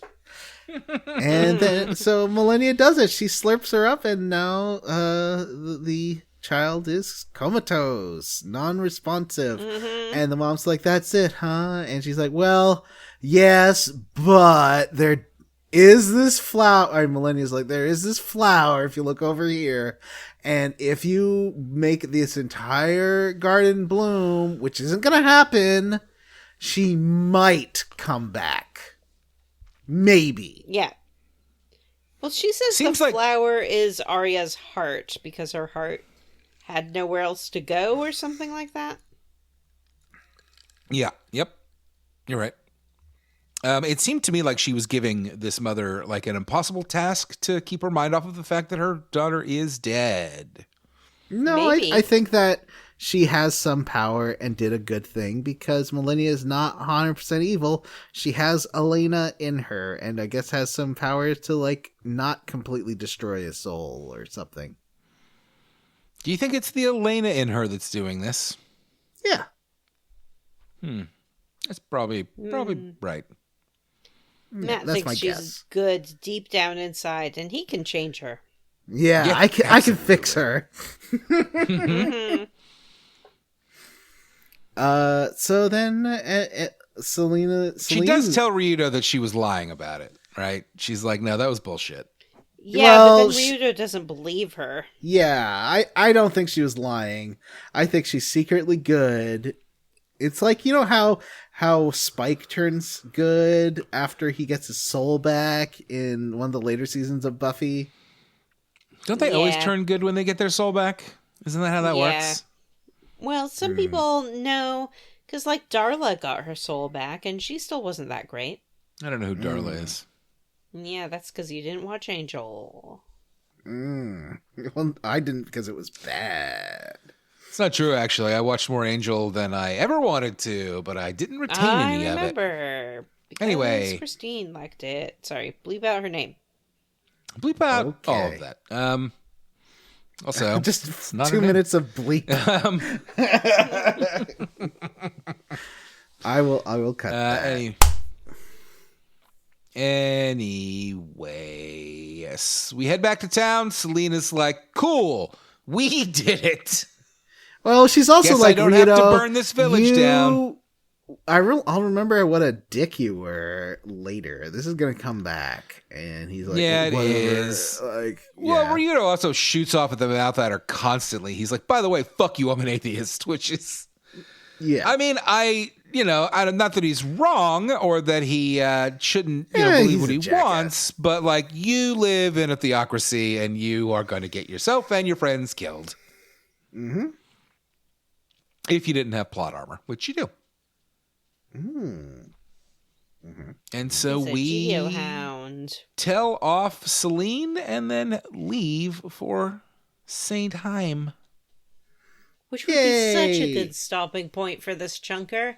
And Yeah. yet, Jim made And us yet- play more. Yep. No, I So think he you- was right to push us through this next bit because otherwise we have to do this before next week, and it's a lot. Oh, yeah. Yeah. Before anything Well, happens. you climb up a mountain, and I loved St. Heim Mountain. This is a great dungeon. It's cool. You go all the way up the mountain, in and out, through caves, and there's like lots of circular paths that'll take you back down to let you find There's like a secret cool loot. passage behind the waterfall. Wait, no, I tried to walk into that waterfall and it wouldn't let me go in. There's one of them has a secret passage, and you get some armor. I may have missed that. There's a great little puzzle where there's clearly an axe in a pond with a waterfall pouring into it, and you cannot get into it, which... Can these people not swim? It doesn't No, they look can't. deep. I get that the They're Catman covered in probably doesn't want to armor. do it, but Ryudo can't fucking swim. He's a geohound. Wearing like 18 pounds of iron armor, he would sink to the bottom. It looks like it's about waist deep. He'd sink to the bottom of his waist. They'd have soggy trash house. They'd have soggy shoes, and that would be the worst. So, but there's a soggy great shoes puzzle that suck. Johnny mentioned earlier where you can go above the waterfall and push a rock in its path to stop the river, which dries up the pond and allows you to go get that axe, which is only useful for this dungeon. I thought this was a fun dungeon. You go up the mountain, you go down the other side. You have to cross a big piece of poop at one point. Poop. Wait, no, John, the poop remember was the in poop? the poop was in that other dungeon. That was in the fissure, the anal fissure. Okay, that makes sense. That's Yeah. where the poop's all built up in there. Yeah, that's where the poop is stored, in the butt. It's true. Not really. So It's you weird go because I all- was storing my myriad power nuts in there. Oh! Yeah, you do get a lot of power nuts here, and you do get in the cavern. There was a monster that was giving me several nuts or seeds that I was feeding to Beefy Bear Boy to make him super fast. So yeah, I would say having that pirate thing equipped is a good idea for sure. It helps. I'm not denying that it's helpful. So they talk so- about Yep. they have a little camp. We camp like Top. 3 fucking times in this mountain, by the way, Yeah. which, holy shit. They're like, yeah, Celine, I don't think she's very good. And Elena's like, well, she's doing what she's supposed to. And it's like, yeah, but she really seems eager to murder all the time. It's weird, actually, I think, that, like, Celine, very clear sociopath, like, clear mass murderer, and Elena is still, like, naively having her back. Like, well, I don't know. Like, come on, Well, dude. she's her co-worker. I also Okay, got the do you sense like any here. of your coworkers? Most people don't. There is a good. So this is, I feel like, the first time Ryudo lets down his guard a little bit and starts having his character arc because he's being nicer to Elena and, like, you know, saying like he's having a good time traveling with her and being not just a psychopath, which is nice. Well, I think the journey's almost over, so he's like, I better try a different track if I want to get my myriad nut off. You know what I mean? His power nut. If I want a power nut, I better. Yeah. You know, this negging thing is not working. I I'll called her pow fat his and she nut, didn't fall too. over with her legs in the air, so I better try a different tactic here. But yeah, there does seem to be a bit of an arc here. And also, Elena, the closer you get to St. Heim, it seems to be implying through her dialogue that she thinks she's going to die here, that she's going to get slain because she has the wings of Valmar. And he's just Which probably is a good oblivious to idea. it. He's like, oh yeah, I'll see you later. She's like, yes, let's just have one last dinner together. And I thought that was like, you know, sort of how Yuna doesn't really tell Squall that she's not gonna live through this thing. I thought it was gonna be like that, but it kind of Really takes not a Squall. Titus. Titus. Yeah. Titus. Yeah. Titus. Fair. Titus. All right. I called him. I was gonna call him Titus. Herbie because that's what I always call him when I name the character in that game, and she never says Why? his name out loud. I don't know. Why do you call him Herbie? I can't tell you. I just need to. Okay. I think it's a better name. So they than go to Titus. have dinner at Everything's a better Matt, name than where- Titus. Matt. Where do they go to have dinner? All right. Well, so we're bouncing around terribly. Well, nothing I- happens between the camp and getting to St. Heim. So come on. Yeah, just well, keep going. I mean, Just keep it moving. we Keep get it to moving with St. some Heim. energy. We get to St. Heim. You guys are not piling onto the notes like I want you to. Like, I want to make fun of the notes. You know, it's fun. But I'm nobody's not into reading this the joke. notes. I'm doing this all from memory. You know, it's like it's a fun gag that like Jim made AI notes. Anyway, all right, so we complete Mount Heim. We head to Saint Heim. Papal State is what it's called. And of course we head straight to the Saint Heim Inn. Woo! We did it, everybody! Yay! The USA! Saint- USA! The Saint Heim Inn. Yeah, they burst through the doors of the St. Hyman. It hurts a little at first, but you get used to it. So we go to the St. Heim Inn, and that is where Ryudo and Elena have dinner together. With the rest of the party. With the cat and the child. Mm-hmm. I like that when the cat has dinner. They're all teens, so I mean, I don't know Do you what your notice high they school all have- experience was like, but Like, the boy, Roan, has a little cup of soup, and Elena has a little salad, and Marag has 3 giant steak or things on bone, like ham hocks, I guess, piled on top of each other. I love that. That's a fun detail. I did record this and will send you a great video of their cool eating scene. I fucking love this. It's just like the one from last week with the terrible racist character. I don't know why, but these delightful little scenes of them just like eating, and it's just a quick like 10-second animation with fun little sound effects of like chunk, chomp, slurp. It's fucking delightful.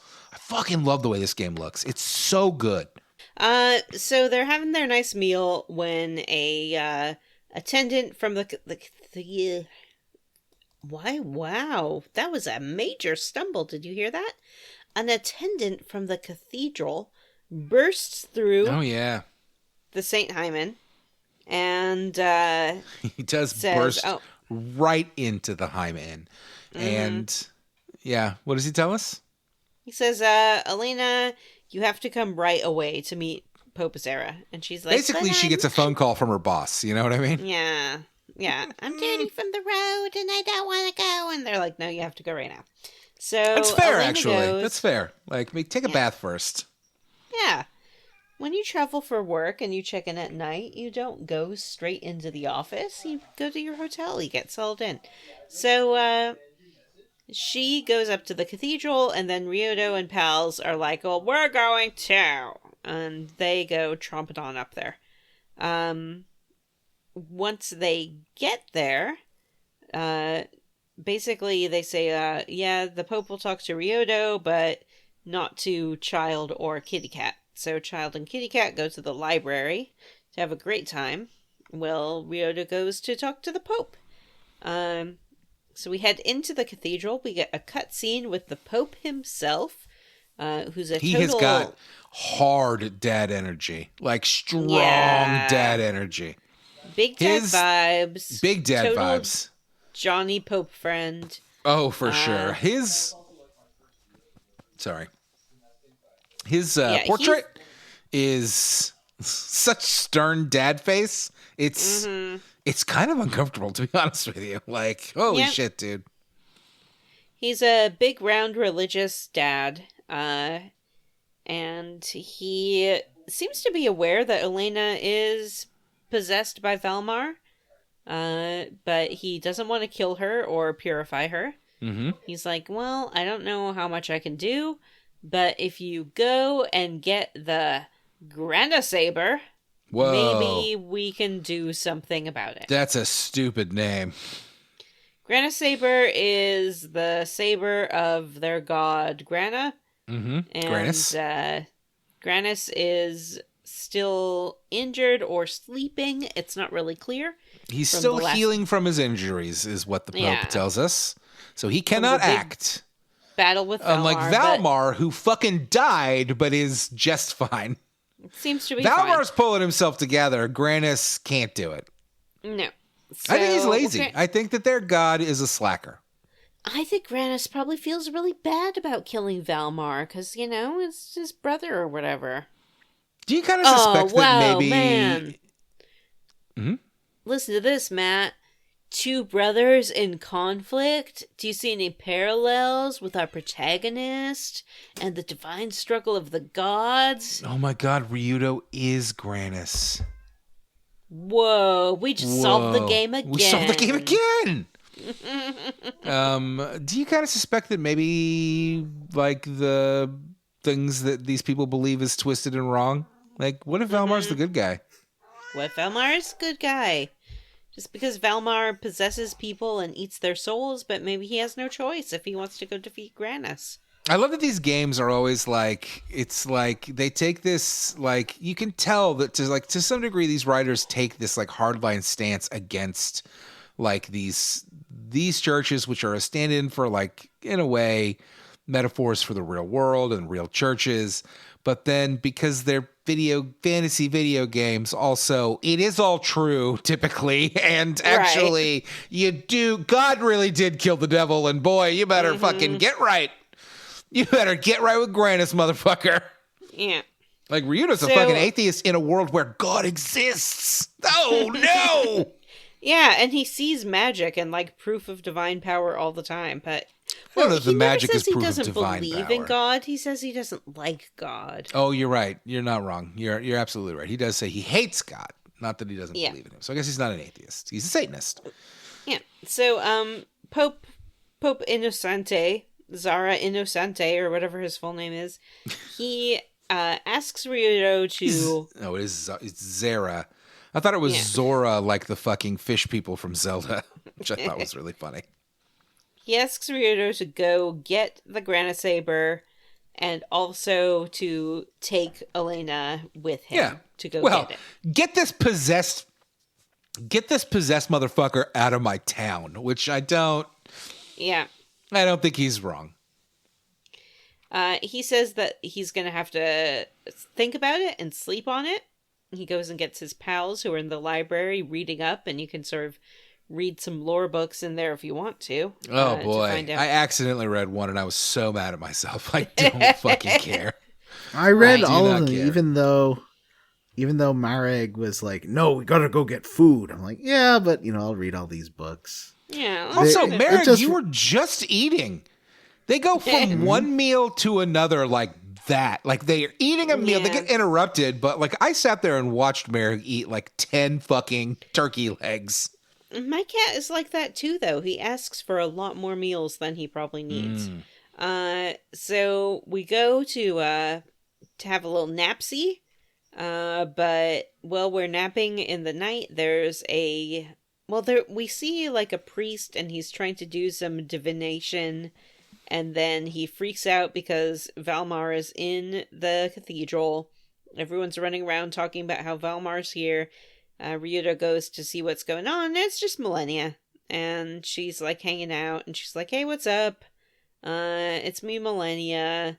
Let's go get the Granite Saber or what the heck ever. I don't know if you guys noticed this, but there are... Once you walk into the, vestibule of this chapel, of this church, what do they call it in the game, Johnny? You were so mad about it. The lobby. Yeah, the lobby. It's nave is probably, there's like another weird Latin word, but let's say nave is the best one. It's not a lobby. Cathedrals, it's a cathedral. Cathedrals don't have lobbies. All right, great job, translators. Once you walk into this lobby, there are 3 ways for you to go. You can go forward into the main chapel or whatever. You can go left, which will take you to a single room or the library.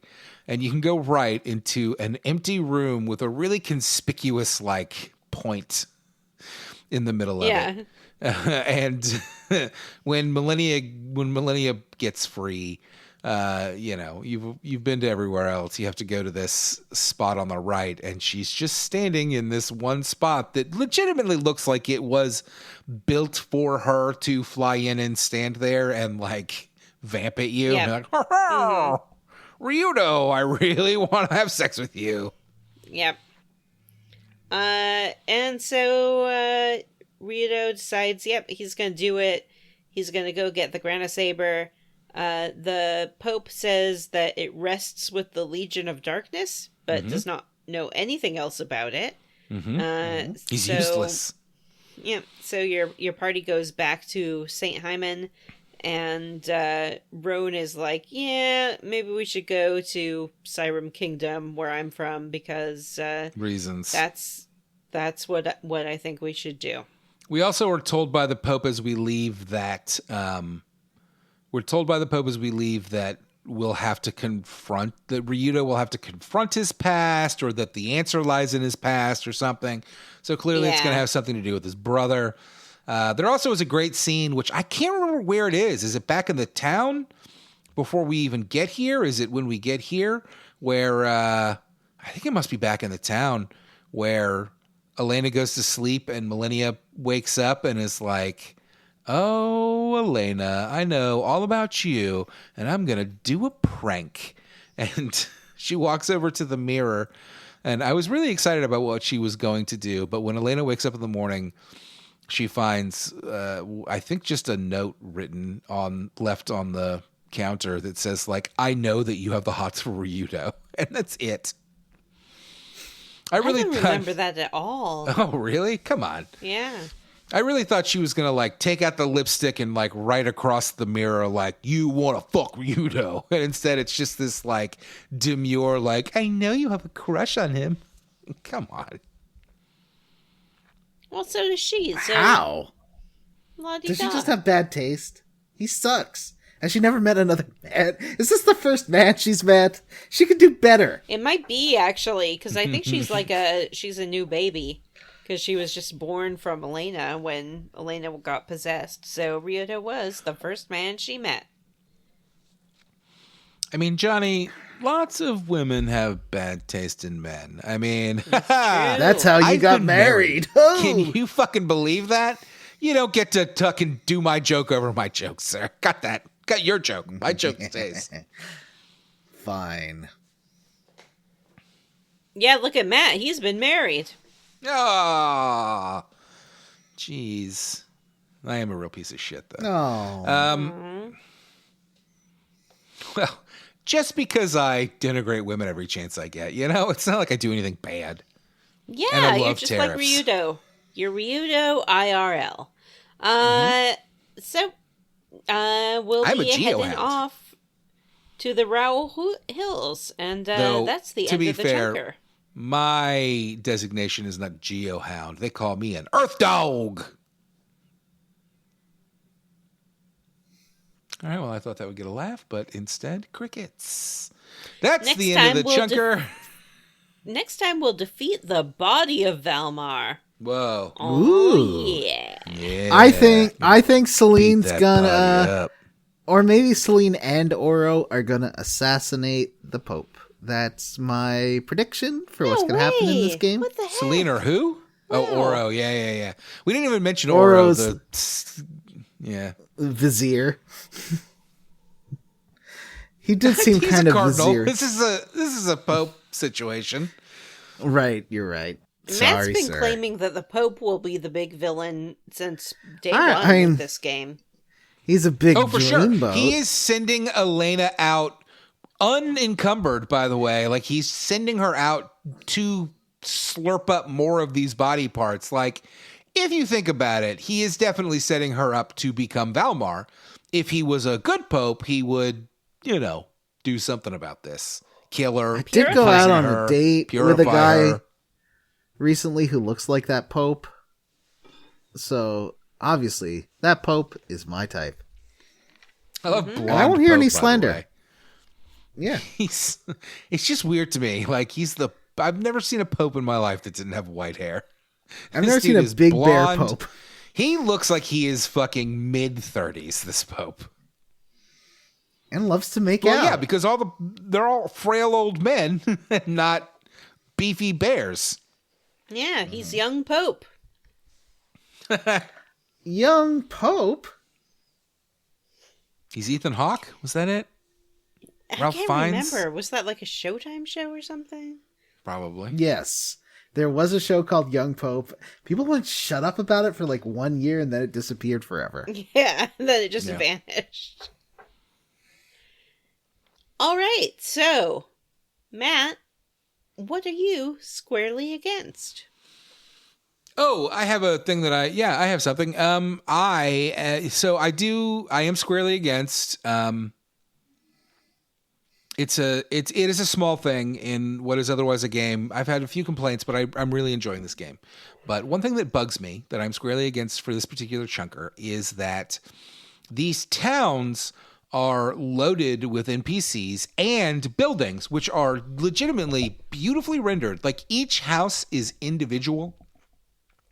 They tend to have cool things in them. I don't think we talked about it, but just as an example, back in the last chunker in the Terrible Racist Caricatures house, he had this amazing looking like stone statue of like a man holding Beefy something man. or like with a snake or something.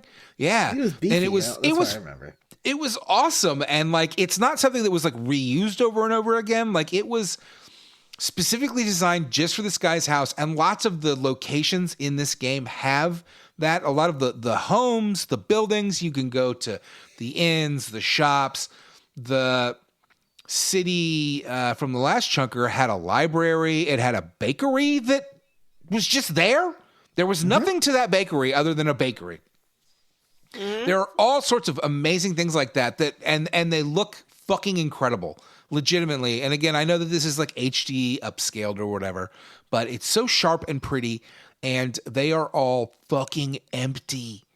They're empty. There's not a treasure chest to be found. There's not a bag of gold. There's nothing in any of these. All these towns are these not huge. Some the cities are pretty big, and they all have all sorts of little alleys and pathways behind houses and stuff like that. And I keep exploring and expecting to find fucking anything, and they are empty. It's wild. Have you guys noticed this? Yes. Yes. I've stopped. Well, and they're full of like little animated things too that you can knock over. Like in the Papal state, there's a little squeak moo or whatever it was called. In one of the houses that you The can fuck like is a alarm. squeak moo? Well, I can't kept just say telling that you, to me. I went to the Squeak Moo Field, and that's what I'm roundly for, is the Squeak Moo Field. Did y'all go to the Squeak Moo pasture? Talking about this. No one knows what you're talking about. No one knows what you're talking about. Well, go Anyway, back that's to what the I'm squarely Papal against. State, Johnny, Talk go ahead. to the boy. He's like, come follow me to the Squeak Moo pasture. Have you ever met a Squeak Moo? And you'll meet some Squeak Moos. And I'm What's a roundly squeak for moo? them. Well, go find it yourself, Matt, and you'll No. see what a Squeak I Moo will. is. I am I well will. past this. I am already at the city of Siram or whatever we're going. I'm So you're gonna sure have you'll tell get to me. go back What's- to the St. Heim Inn, and you can go to a Squeak Moo, and So it's not actually called a squeak moo? I'm so confused. This is the worst squarely against ever. well, I like them, and y'all will just have to know what I'm talking about. You know, Vanessa, I think he's made this up. I think this is a fiction. Me too. I think he was playing some other game and he got confused and conflated them in his mind. I think that he was trying to play a prank on us, and it was like too late. Like, we'd already done this, so we couldn't, fall for it. And now he's Yeah. desperately trying. Like, Vanessa, go what are back, you roundly go for back or through- squarely against? I guess I am roundly for creepy little eyeball child. I know you guys were annoyed by her optimism and also her creepy little eyeball, but I liked her. I like a creepy kids from time to time, and she was a pretty creepy one. I didn't like fighting her eyeball, and I am glad she's dead. Roundly for creepy eyeball child. She's not dead. If the mom plants all the flowers in that garden, she'll be fine. Well, I Sure, think Johnny. Nicholas is going to demand that the city pull the plug on her because she is clearly a vegetable. But the mother is probably going to fight her in court. Nicholas the child? Right.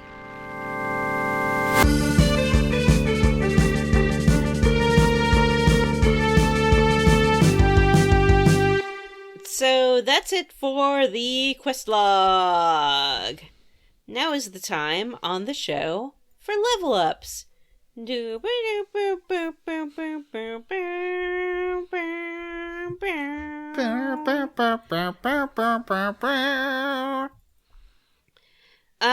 Johnny, The I know Level you're Up very theme busy. song is brought to you by the Mighty Mighty Boss Tones. Thank you so much, Mighty Mighty Boss Tones. You're welcome. George Floyd, never forget. Was that them? I shouldn't bring that up. Holy shit, I forgot about that. So good. So fucking good. What? I think What that's happened? been purged from every Canada. corner of the internet. You know what?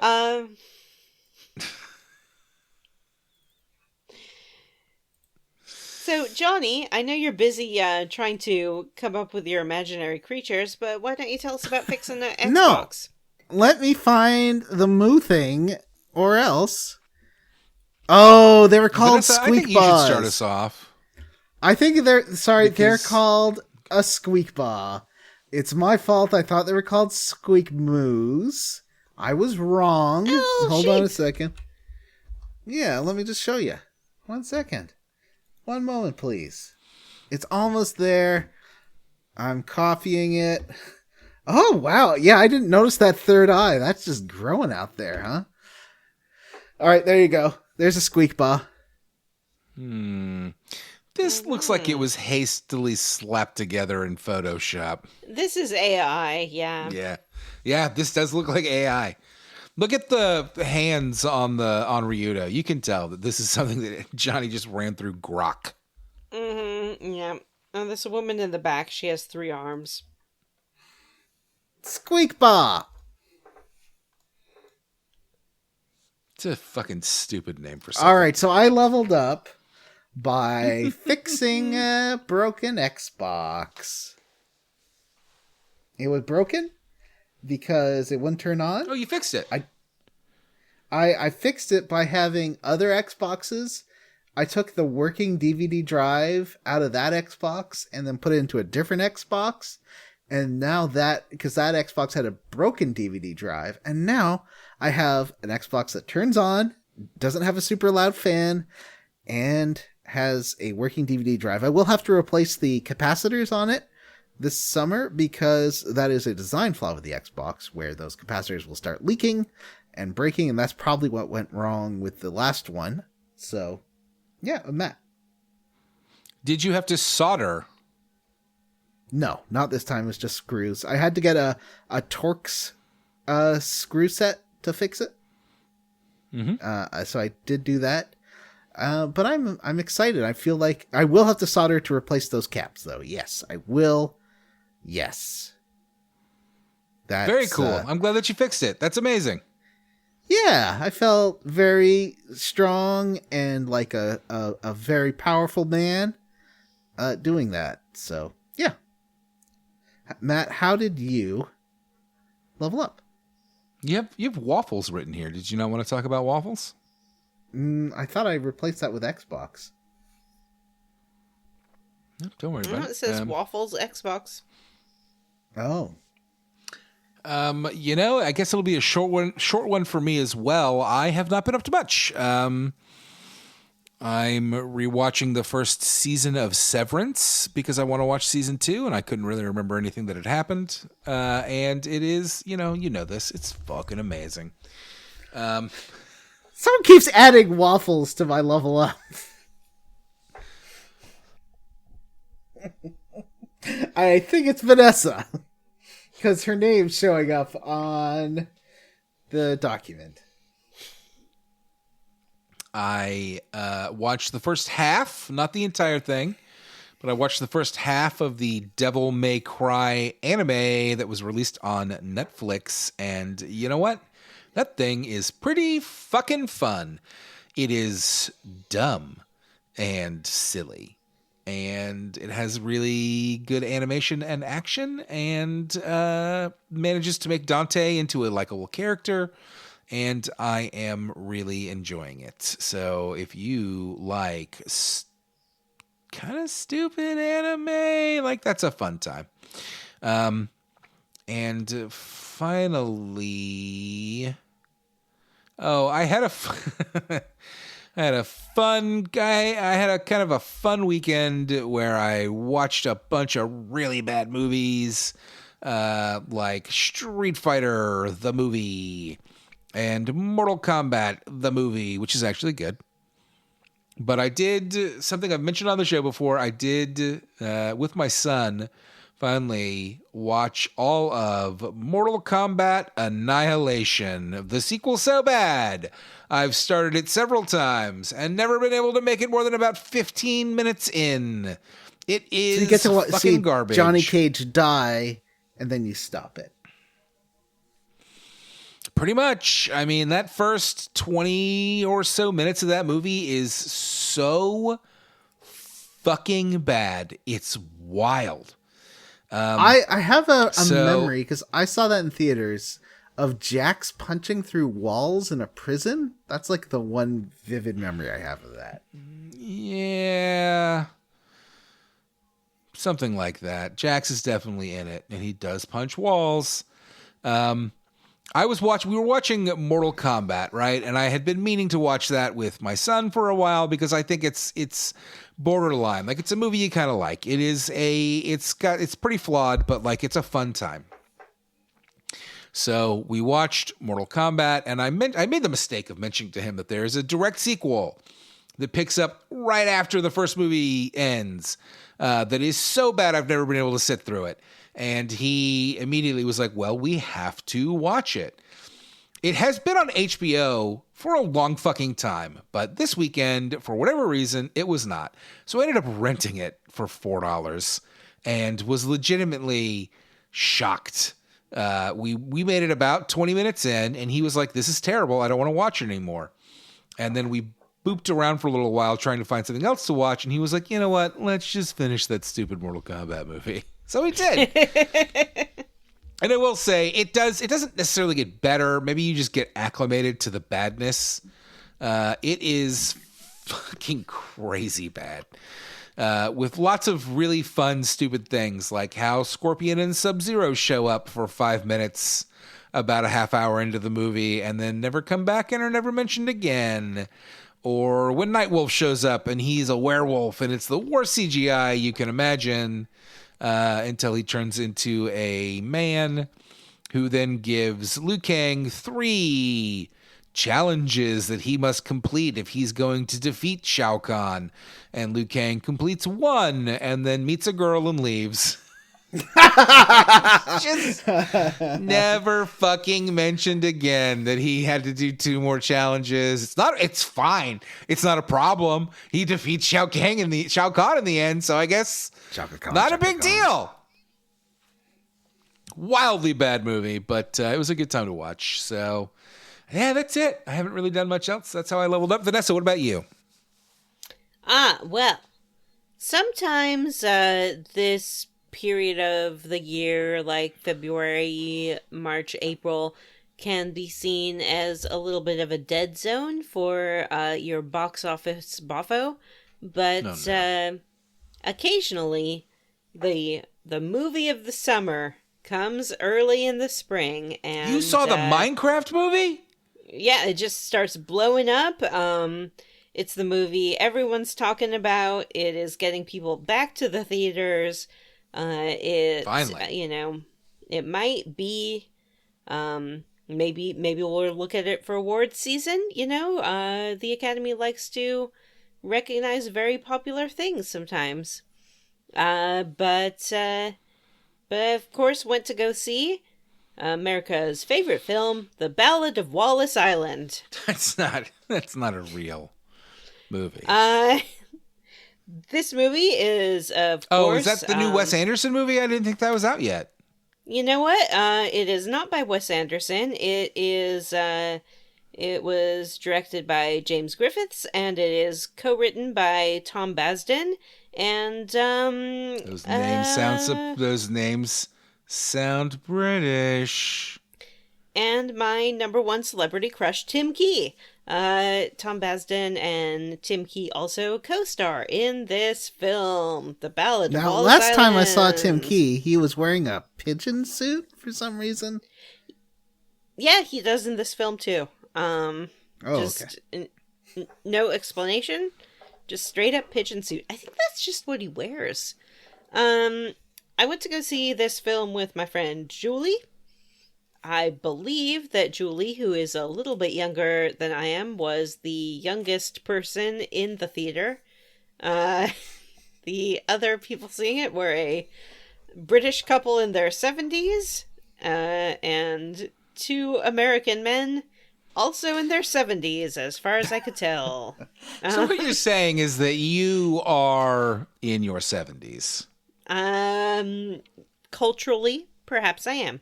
Who's to say? Also stars. She could be a teenager. Carrie She Mulligan. could be a senior. I could be a senior in high school or in a nursing home. It's She's one or a the other. senior. I'm a senior. Also stars Carrie Mulligan, who is great in just about everything she does. When this movie was over, I turned to Julie and I said, I'm really relaxed right now. And she said she had the same experience. This movie is like a nice little massage, you know? It's a nice little rub of the shoulders. It's a nice little melancholic comedy about dealing with loss in your 40s. Everyone's favorite movie topic. And I liked it. It's funny. It's good. It's sweet. It's nostalgic. It's about music. It's got a lot of music in it. Yes, Johnny. Oh, I know what you're going to ask. Wales is where it was filmed. It was filmed in Wales. I was also going to ask, something speaking in of a English whale. stuff, do you want to tell the audience about your experience finishing Atomfall, a game I've played about 5 hours of? I will tell the audience about my experience playing Atomfall. If you've gone to go see the Ballad of desperate Wallace to stop Island, listening to Vanessa talk about the Ballad of Wallace Island. if you go to go see the Ballad of Wallace Island and you're like, that was great, I really want more British countryside, you can play Atomfall from the comfort of your own home. Atomfall is a new RPG from Obsidian. It's very short. It's about like 8 to 12 not hours from total Obsidian. gameplay, I would say. Yeah, no, it's not. It's from the makers of Sniper Elite. Oh, I'm so sorry. Yeah. I Ransom? don't know Is where that the name of the I developer? pulled Obsidian from. What's the Well, developer, they Johnny? made Avowed. No. Obsidian made Avowed. Yes. Yeah, Obsidian made did. Avowed. That's why I got confused. I think it's just played Rebellion. Avowed, then I played Is that right? Atomfall. It is Rebellion. Yep, you're right.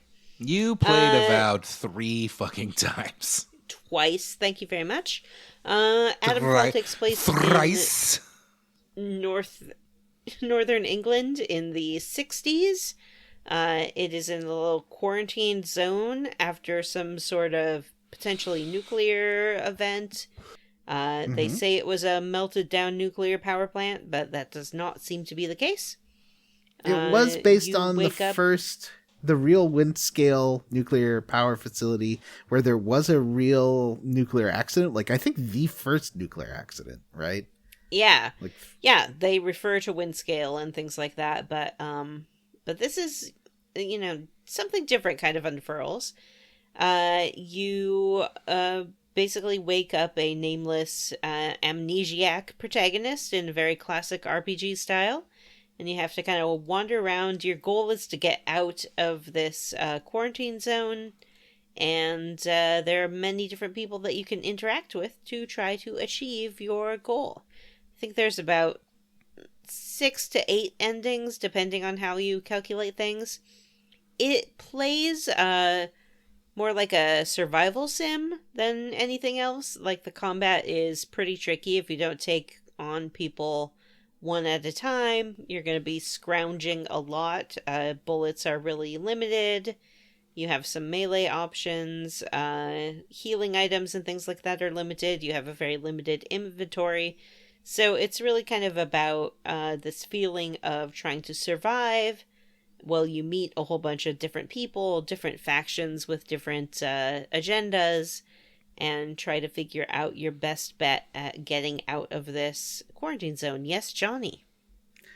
I liked the different way. I felt like the stealth and just the way that enemies interact with you are really interesting. Like, there's 2 moments early on that I found really cool. One was that I was exploring like this, what looked like a deserted little town, a little village.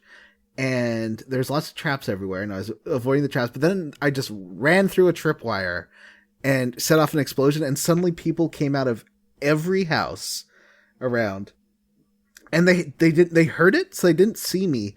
And it wasn't like in almost every other video game, like every Bethesda game. If you do something like that, every raider in the area will start shooting at you. Here, they were just looking to see what happened. They didn't even have guns drawn necessarily. And they were realistically searching around. There was a noise. Mm-hmm. Yeah. And I also like that if they do see you, like, if you aren't like aiming a gun at them and you're just walking around, they'll be like, "Hey, you, come here," or like, "Get away from us." Like, they will have kind of different reactions to how you approach them. That I thought was, I hadn't really seen anything like that before. You don't have to get into combat with them. It's interesting. Yeah, you don't. And, in fact, most combat situations, unless you're like trespassing in an area that you aren't supposed to be in, you can kind of avoid. Started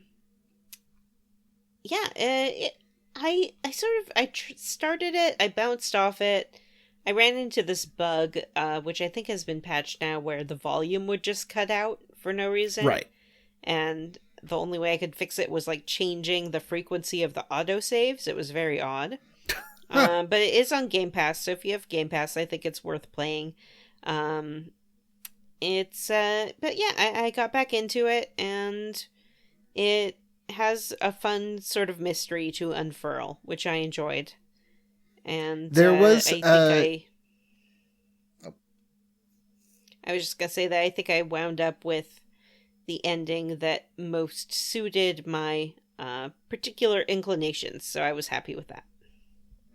There was one weird point where I was in this village and it's being run by an army group called the Protocol. Mm-hmm. And I was just messing with a Victrola thing they had there, like a record player. And then when I turned it on, suddenly everyone was like, "Whoa, what's happening?" And they're all running around with guns. Like, for whatever reason, messing with that was way more, the AI like broke. They did not like me turning it on. They don't like their Victrola messed with. Yeah. So there's a couple of little glitchy parts. That wasn't so great. But I did, like, it's got like a little murder mystery that was fun, and like lots of secrets. And I haven't got that far, but I've been enjoying playing it. I would like to put more time into it, for sure.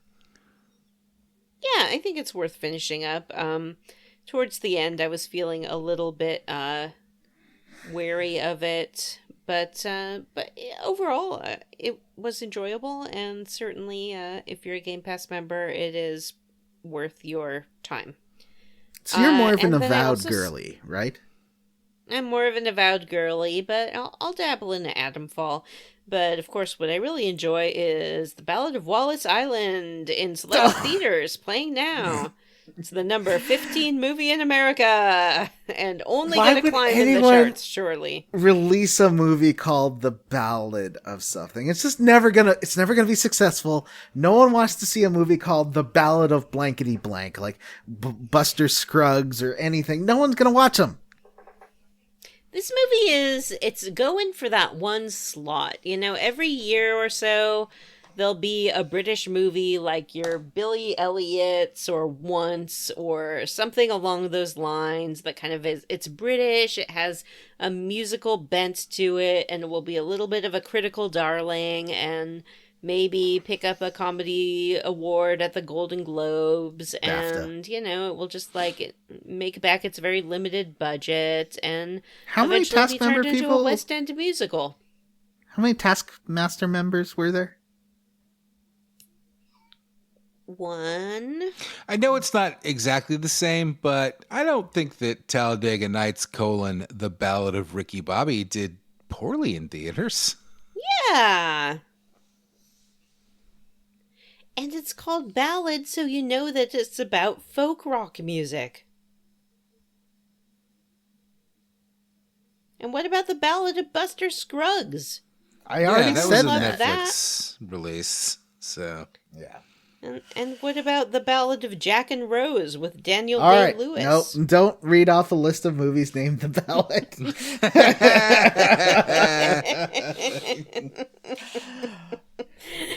The Ballad of Davy Crockett. Ever heard of it? No, all actually. right, so we have a Patreon. I'm not done. Fuck. I'm not done. Oh, yeah, all right. I also started South of Midnight, which is another Game Pass game. Cool. Jim finished Jim that. finished it, but he is not here, so he has forfeit his right to talk about it. I'm enjoying it a lot so far. It is more of a platformer than a combat-based game, I would say. And it is set in kind of deep swamp Louisiana, I believe. It has a big folklore bent to it.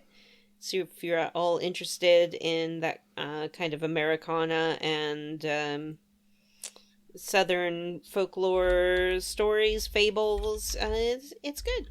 I'm enjoying it. And the soundtrack is something else. It really goes hard, and it even incorporates Would like you call it a lyrical ballad? song. It's called The Ballad of the South of Midnight. It incorporates lyrical songs about some of the things that happen in the game, which I thought was really surprising and interesting and fun. And I'm looking forward to playing more of it. That's it. Ballad. Adam. South. Please tell me about the Patreon. Oh, we're both lost interest and have moved on. Okay. But we have a Patreon for $3 a month. You get access to every single bonus we've done. I think we did a pretty fun bonus on Elite Beat Agents last month. And this month, did Jim decide what we're doing this month yet? He hasn't, which is why I think that we should watch GoldenEye, because he's never seen a James Bond movie. Ooh, that would be good. Well, we'll see. But there's a lot of fun. Bonus stuff, some games, some silliness, some reviews. I think for April, you should go back and listen to our Captain Marvel review. You'll be like, why would I listen to a review of a movie that came out 6 years ago? Just trust me. It's a pretty good review. Yeah. It's really good. Mm-hmm. A good April bonus for sure. And for $5 a month, you get to be part of a vote. And as you saw earlier with your ear seeing, you saw that we have a vote out for what genre of game we're going to play next. And then after that vote is resolved, then it will be what specific games within that genre. So this is an exciting little double. I love these kind of votes. They're my favorite kind of votes, like votes within votes within votes.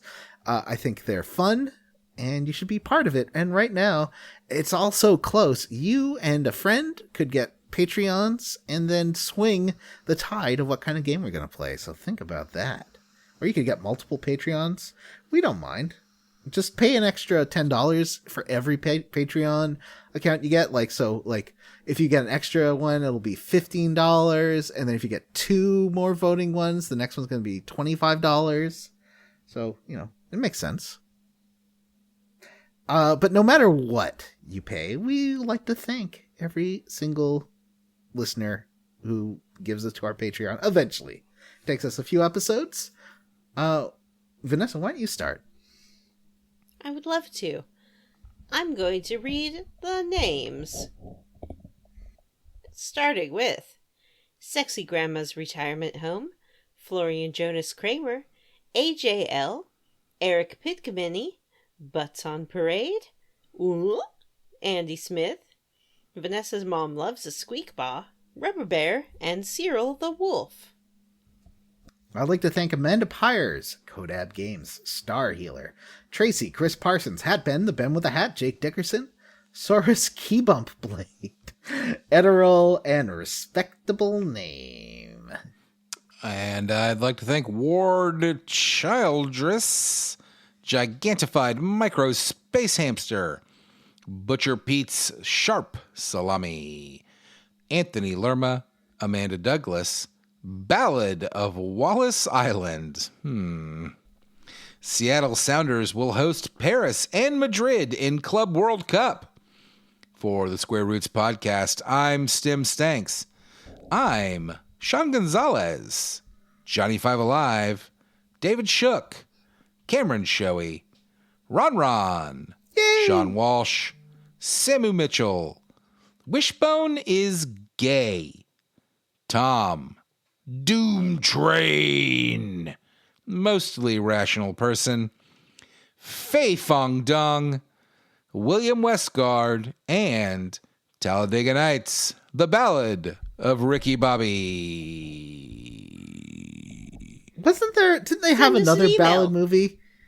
Wasn't Walk Hard also a ballad of someone? No, that was the Dewey Cox story. But I don't think it's a ballad. Oh, It's a okay. story. Dewey Cox story, yeah, Vanessa. got it. Story. Send us an email. Also, that's not you a know Will our Ferrell email. movie. Send us an email. You know our email address. It's squarerootspodcast@gmail.com. If you absolutely cannot be bothered to send an email, please come see us at our Facebook group, the Square Roots Podcast Group for smart, cool, very attractive people. And be skeet at us at squarerootspod.bsky.social. And join the Discord. Whoa. Yay! We got a Discord server. And please rate, review, and That's it. subscribe on Apple Podcasts, Google, Spotify, Ghana, wherever you listen to the show. Thanks to Stephen Morris for our Square Roots theme. You can find Stephen on YouTube. Links in the show notes. For Square Roots, I've been Johnny Brandon. One of you two's got to go. I've been the world's biggest ballad head, Vanessa. And I'm Matthew. Yay! Goodbye. Bye! I waited her out. I went last.